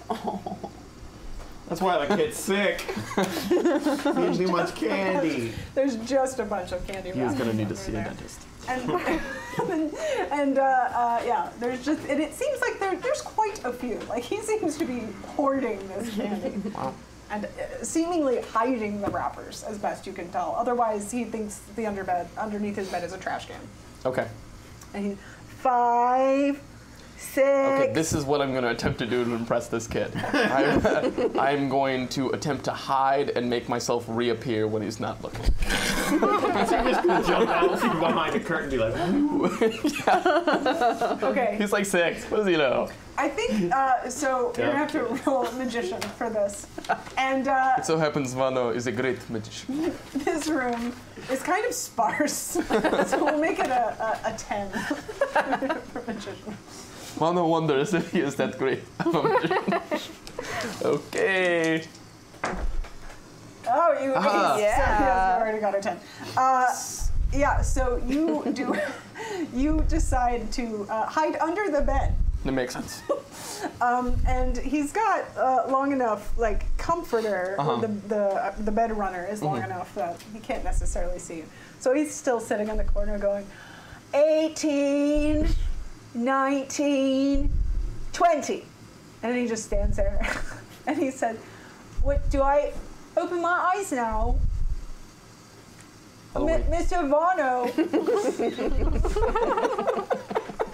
Mr. Vano? And then he kind of like peeks. And he looks around. And he just gets this like look on his face. He's like, did he leave? He must have left. And he kind of stands there and he's like, Mr. Vano? And then, Okay, I'm gonna have to wait till he moves a little bit so he has his back turned to me in some way so I can reappear. thank you, Hey! The Patreon! Thank you very much, Michael. Yeah, maybe Michael's also impressed with a magic trick. That's how, under a bed. that's how he feels. Yes. Also, Jansen Bryce, not James Bryce. I Yeah. know that guy. Yeah. He's super cool. He runs a really good Did I say- I may Palooza have game. said No, James no, Bryce. because Jansen, your name looks like James. So just get over it. No, I'm just kidding. You skip the S part. Jane. James. Switch the E and the S. Okay, so he eventually kind of stands there for a second, like waiting for something else to happen, and then he's like, and he kind of like walks back over to where his blocks are, and he sits back down. Great. So I'm gonna do like a little smoke bomb and reappear. Whenever you do that, he goes.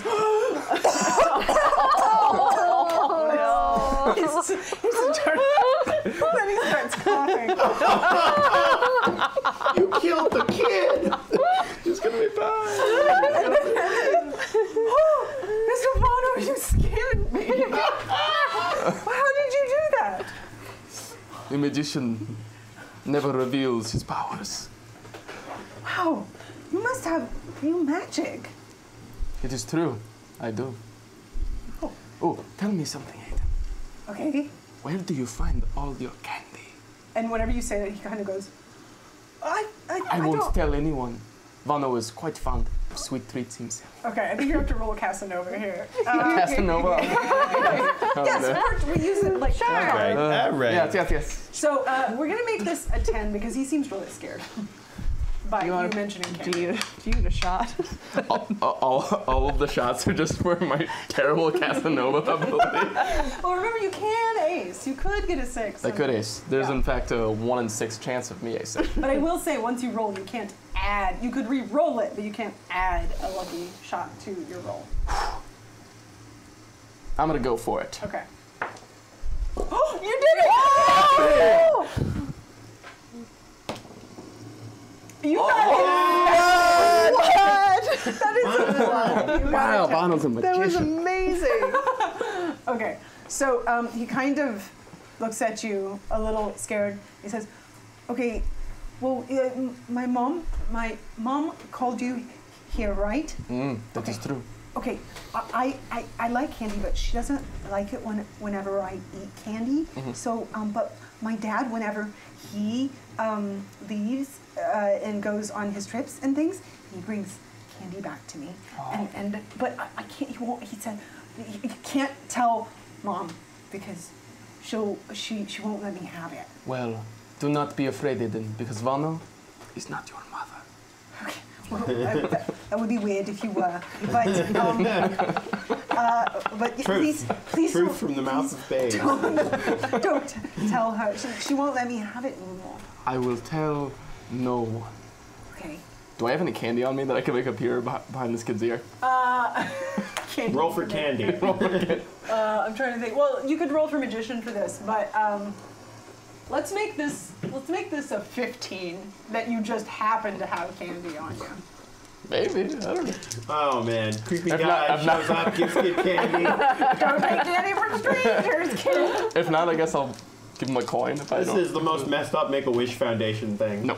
No candy Now, for you mine. could re-roll it if you wanted, but you do have to I take don't think it's that important. Just give All right, candy. just an option. Okay, so yeah, you try to find candy in all your pockets. Yeah, it's like You're like all the various different pockets I imagine you have as a magician. a lot of pockets. And you come up with best you can find candy-wise as a wrapper yourself.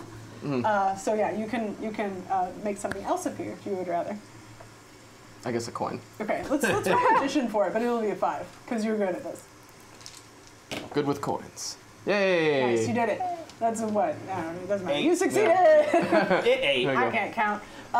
Yeah, so you do the coin trick again, and he's like, "How many coins are in my ears?" I don't know, but perhaps I will be back later to see. We could make a profitable business out of your ear coins. He's kind of like, "I could buy more candy with that." Exactly. Okay. Good night, Aiden. And we'll bow. He's kind of amazed by your bowing, and Yes. then you leave, and he goes back to The what bow he was always doing. impresses.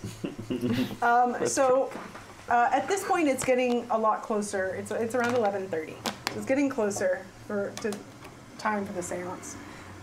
Is there anything else anybody wants to do before you head down into the dining room, where you are supposed to meet for the séance? Let's head down there. Yeah, I don't think so. At Okay. this point, yeah. Yeah. Let's, All right, let's so do it.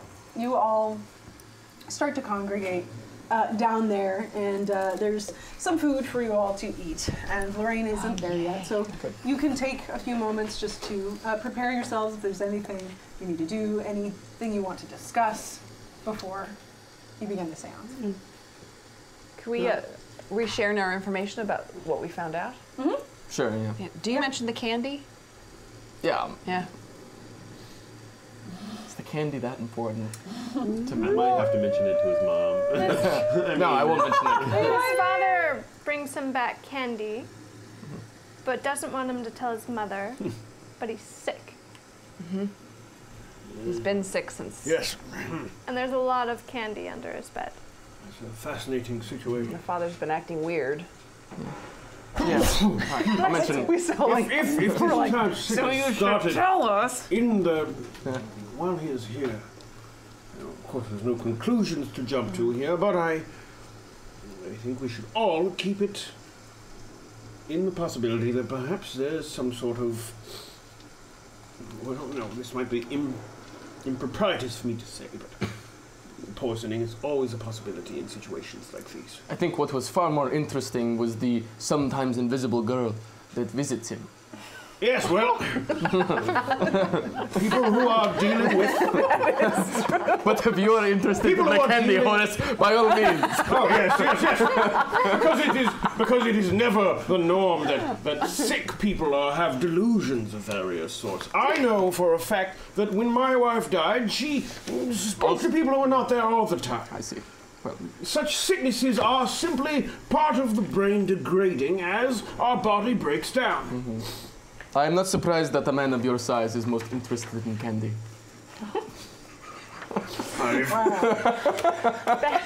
Did you have My metabolism is not what it once was.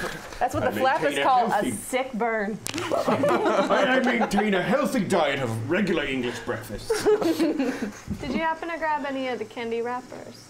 I may have one in my pocket. Yeah, you might need Ah. to take them on. I just put everything in my pocket. Why not? Iris just felt some really negative energy. Candy related. Well, I have herbalism. Oh, I don't know if I could somehow. oh damn. Oh, snap. Check for poison. I don't know how to do it. I mean, so for this, you could, I guess, sniff the wrapper. It's probably the best thing you could do. I don't know by burning it if it would change any kind of color. I don't Or actually taste know anything about Probably herbalism not. or poison, so okay, so smell it. It wouldn't be necessarily something, even if there was a residue on it, you would know with herbalism that it wouldn't necessarily work that way. But some poisons, some have a strong smell that you might be able to tell from here, but it would be very hard. I would say that this, we'll make this a 20. With 2 dice? But you can ace, and you can add a lucky dice, and you can reroll. So there's the potential that you can do it, but this is pretty hard to do just with one. Like you don't want me to do it. There's potential for you to be able to do it, but it is hard. Go for it. I'll go for it. Oh, thank you, Vanarama, for the raid. Hey, thanks for the raid. Thank you. What's a raid? She's basically finished her stream and she's sent all of her people to us and they're raiding, saying awesome things in chat. Yes. So I have to get 2 6s? Spamming emojis of even various channels and To get- If showing you support. rolled 1 6 That works. and then you rolled another 6, like it can continue to ace. So it is possible for you to roll a 20. It's just much harder. You could also add a lucky shot if you wanted, which would put it up to 3, or you How can important re-roll, is this or to you you can guys? pump it. I say go for it. What's the worst thing that happens Yeah. is that, I Can I say go grab- for it. Yeah. yeah, Do it. grab. Yeah, and don't forget about being able to If we want to use a die on something that even with 3 dice is pretty long shoddy. That's my question. I say go I big or mean, go that's home. Let's do You too can much. also Roll. Don't forget that you can pump die or pump cliches as well. So you can add up to 2 die by pumping it, but then you would take a negative. You would take 2 die Bless negative to your I mean, cliche for that might not be terrible because how often are we going to use? those are also options. I didn't think about using both. But yeah, why not? Yeah? Yeah. The power's overwhelming. Wow, 5 Do it. die to This- get a 20. this lady knows a lot about plants. Oh no! So, That's 2 4s, a 3, a 1, Another one. and another 1. oh no, wait, so That's not 14. 13. Now, 13? what you could do is re-roll. Yeah. You could try to re-roll using, yeah. You'll have to take the second result.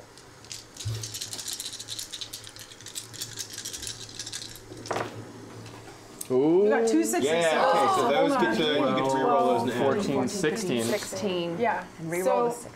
re-roll the 2 6s. And it gets added to 16 after that? Uh-huh.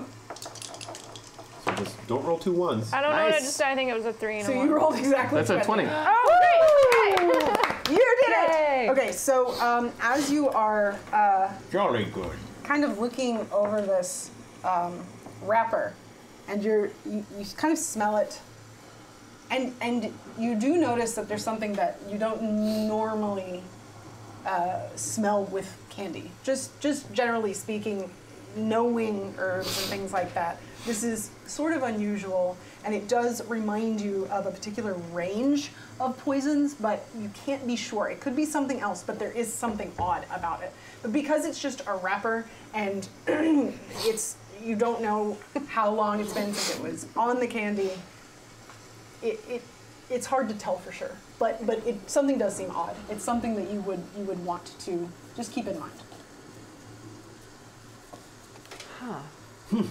Well, I believe this is something that we should all consider keeping to ourselves and not letting any of the people involved in the house know, because we do not know who could be involved in such a situation. Perhaps, to be sure, we should get some candy and feed it to St. George. I don't like that idea. Oh my goodness. Your sense of humor is tasteless. St. George has been a faithful companion, and even a regular piece of chocolate could do bad things to his constitution. It's funny. So not only is it a cruel idea, it is a dumb one, which is what I would expect. It is called humor, Horace. It's called humor. Oh, yeah. Killing dogs, very funny indeed. So while you all are laughing about this, Sounds like German humor to me. Not good English humor. That's dry and simple. Dry and simple. Yes. Like beans on toast. Exactly. A good hearty breakfast. So as you are doing this, the butler enters and he kind of looks at all of you disdainfully. And he has a platter and he brings it in and sets it on the table and takes the lid off, and there's a Ouija board on that platter. And then he leaves and he starts to, he pulls, oh, Beacon, thank you for the bits! And then, of course, I put them all in his other place. Oh. So he brings some candles out, and the maid also comes out, and she's bringing a few different things. And they're kind of setting up, and they kind of, the maid looks at you like, kind of like, I think this is right, but she doesn't really say anything. She just looks like, they look like they're trying to prepare what they think you need for a séance. So as they're setting all these things up, finally the lady of the house enters, and she says, all right, it's almost time to do this séance. So, do you all have everything you need? I had the staff bring. There's a spirit board here, and I know that usually you need candles and things like that. There's anything else specific that you need? A martini? Oh, is that important? It's very important for my work. All right. Genevieve, could you please bring? Does everyone need one, or? Well, it could not hurt. Okay. All right. Martinis for all 5 of us then. Please, Genevieve. And Genevieve. Thank you so much. And hurries off. That's unusual. That's unusual. I didn't know that you needed such a thing, but you all are the experts. But I would request that I join you for this. This is very important to me that this is taken care of, and I would like to be a part of it. If that's all right. Of course. Okay. All right. So you all wait for a little bit and kind of get settled. Is there anything in particular that you all would like to prepare before the séance begins? Do you might want to get out your different implements or anything like that? Just preparing to be set up. Stuff. I'm gonna prepare making a big show of whatever I need to do. So make sure I got a lot of like prestidigitation bull crap available. Right. And never shoot off too much smoke. Yeah, you know. I think Horace will like get his pendulum out and do it, but he assumes that a lot of this part of it is sort of showmanship. You know, this is the superstition end of things. And the way he like comes into this sort of thing is not that these are all fake, but that people are interpreting their intuition, sensing things as ghosts and stuff instead of as what it really is. Okay. So. All right. Okay, so as you prepare, she's just kind of watching you intently, like, you know, she's like, wow, all these things, it's amazing. She just make sure you have everything. The maid comes and brings you all martinis. So everyone has their martini, and she has one too. And then the staff, they leave the room, and she says, all right, are we ready to begin? Yes, quite ready, Your Ladyship. All right. So, she pulls out the spirit board, or it's already out on the table, and she puts her hands on the planchette, and this is what we do, right? We all start here. Everyone has to have at least one hand on it, right? All right, so everyone puts a hand on there, and she says, all right, should I be the one to ask questions, or maybe we could all ask questions, or I don't know, is there something specific that needs to be done? Does anyone have any thoughts on that? Well, what do you specifically seek out, Your Ladyship? Well, I think that I'm trying to figure out who it is that's in the house. I mean, I assume that it is the family from before, but I would also like to know what it is that they want, and if there's some way that we can help them move on, or maybe even leave us alone, or even figuring out who it is. Any of those things, all of those things. It'd be wonderful if we could get rid of them tonight. Yes. Well, I believe figuring out who it is should be our very top priority. From there, we can deduce whatever it is that is necessary to disperse whatever impressions they have left on. All right. Well, then I will start by asking if there is anyone here. If there is, please let us know that you are here. And so after she says that, Nothing happens for a little bit. But especially you, Iris, can just feel the tension rising in the room. Now, you're not sure what that is. It may just be that everyone is focused. Everyone's a bit anxious to see if anything will happen. Lorraine is certainly anxious. She's not hiding that. But she's focused. And then you notice the planchette start to move. And it just moves very slowly to yes.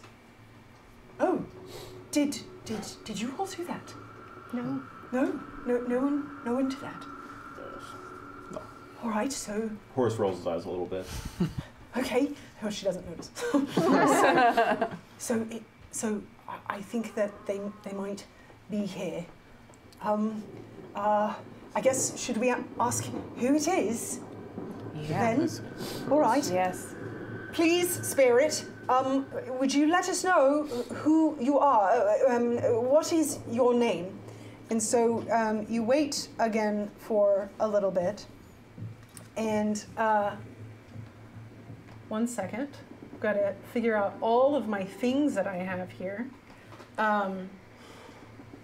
Which thing is this? So you're waiting, continuing to wait to see if anything happens. And then the planchette starts to move once again. And it goes very slowly over to a C. And then it goes to an A. And then it goes to an R. And then it moves to another R. And then to a Y. And stops.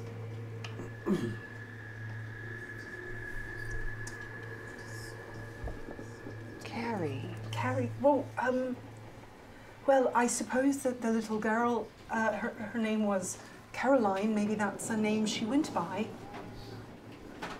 I'm not sure. Yes. So. This is the little girl that died? Oh, yes, this was, Lord Silas, who is Edwin's uncle, her daughter who did drown in the pool here. Uh-huh. Is this young girl spirit the one that you expected to find haunting such a place? Yes, I thought that maybe that the family would be here. It's not something that surprises me. Horace kind of shoots like a skeptical, knowing look to everybody. Oh. Except her, really. Except her, okay. Yeah, it's just sort of like a... Fano's starting to get a little nervous about the deal with this dead girl. Yes. Should we ask her How convenient. who she's afraid of? We know what she wants. She wants toys. So as you as you're talking about this, you hear, sorry, 1 sec. You hear a little bit of music start to play. And whenever do you ask that question? You guys cool with that? Yep. Who are you afraid of? Who is she afraid of?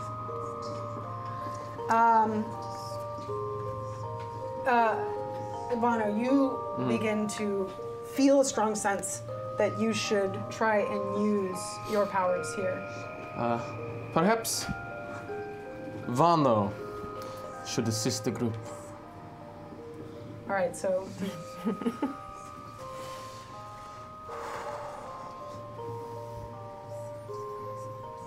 So as you pull out your crystal ball, you've just asked who she's afraid of. So, for those of you at home who know the board game Mysterium, you know that in the game, the ghost uses visions to speak with the psychic. So that is what will happen here. So, as you are looking into your crystal ball, you get a vision of this. Posh Panda, thank you for the bits. Yay.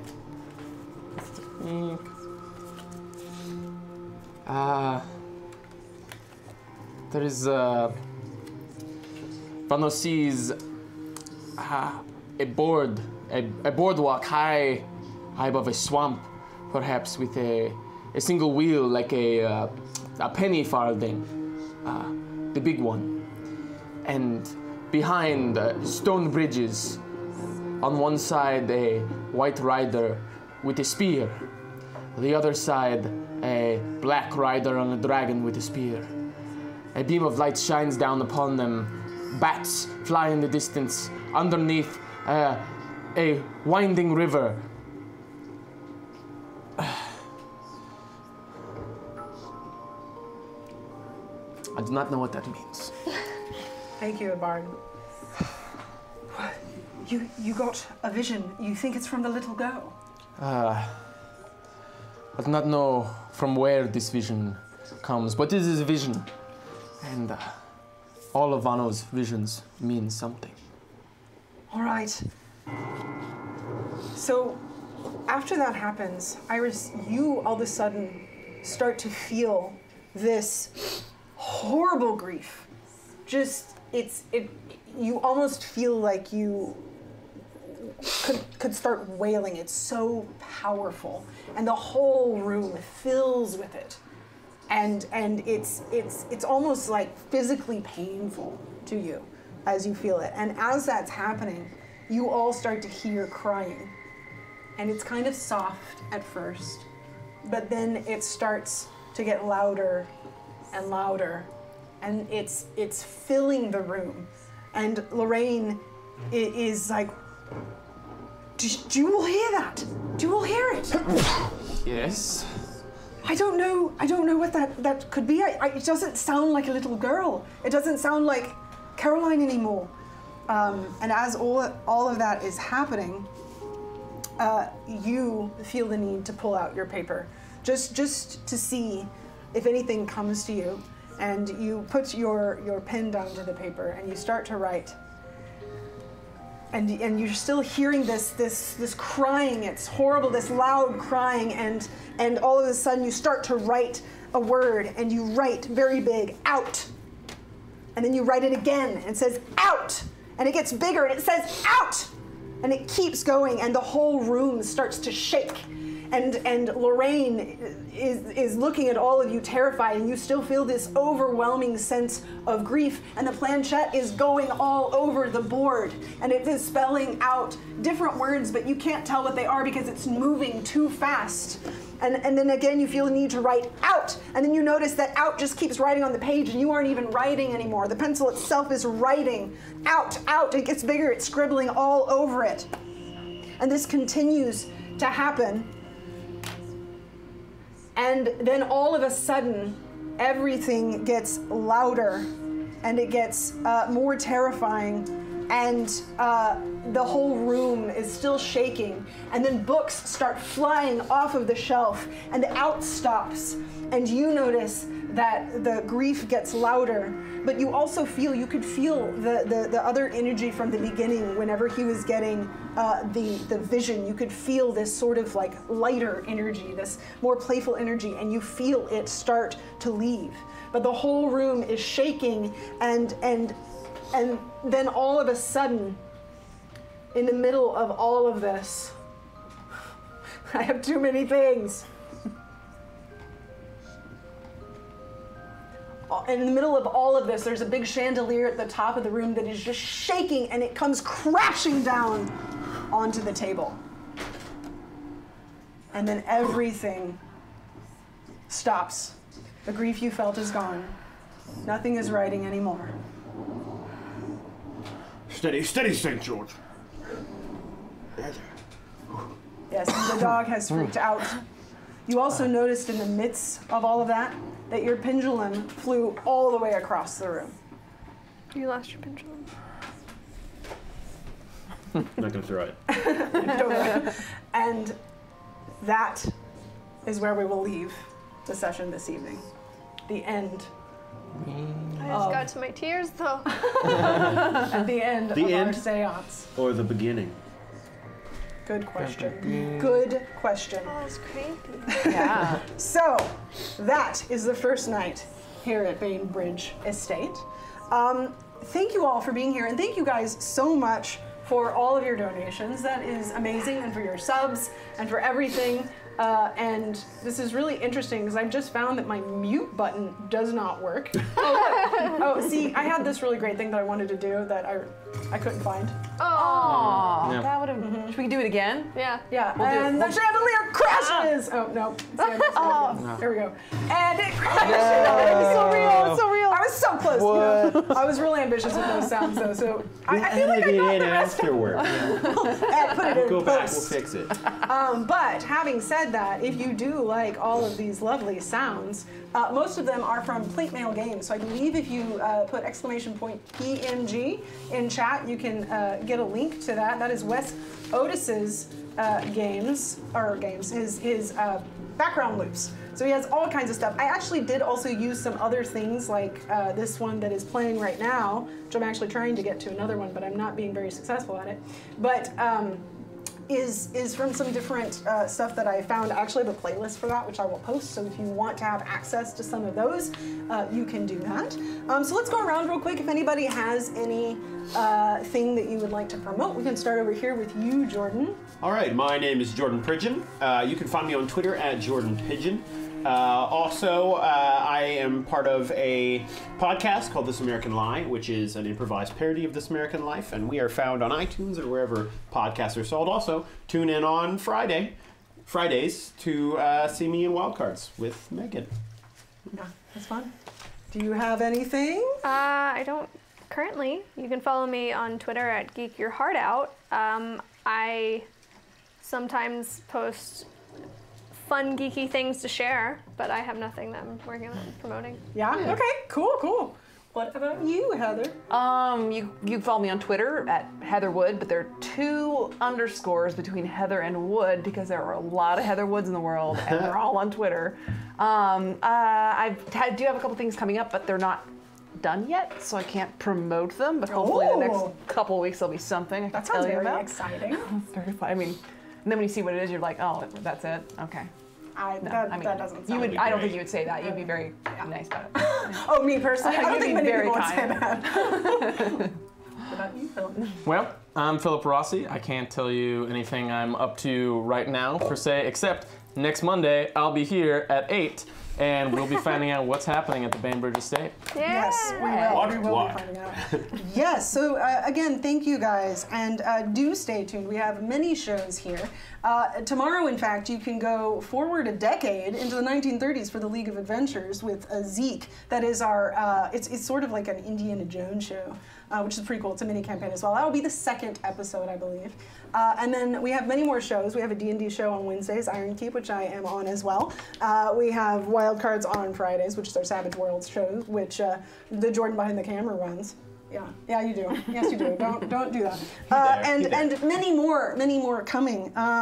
And yeah, we will be back next Monday at 8 p.m. for more Mysterium. Also, keep up on the social medias with #MysteriumRPG. I have been posting things. We'll continue to post things.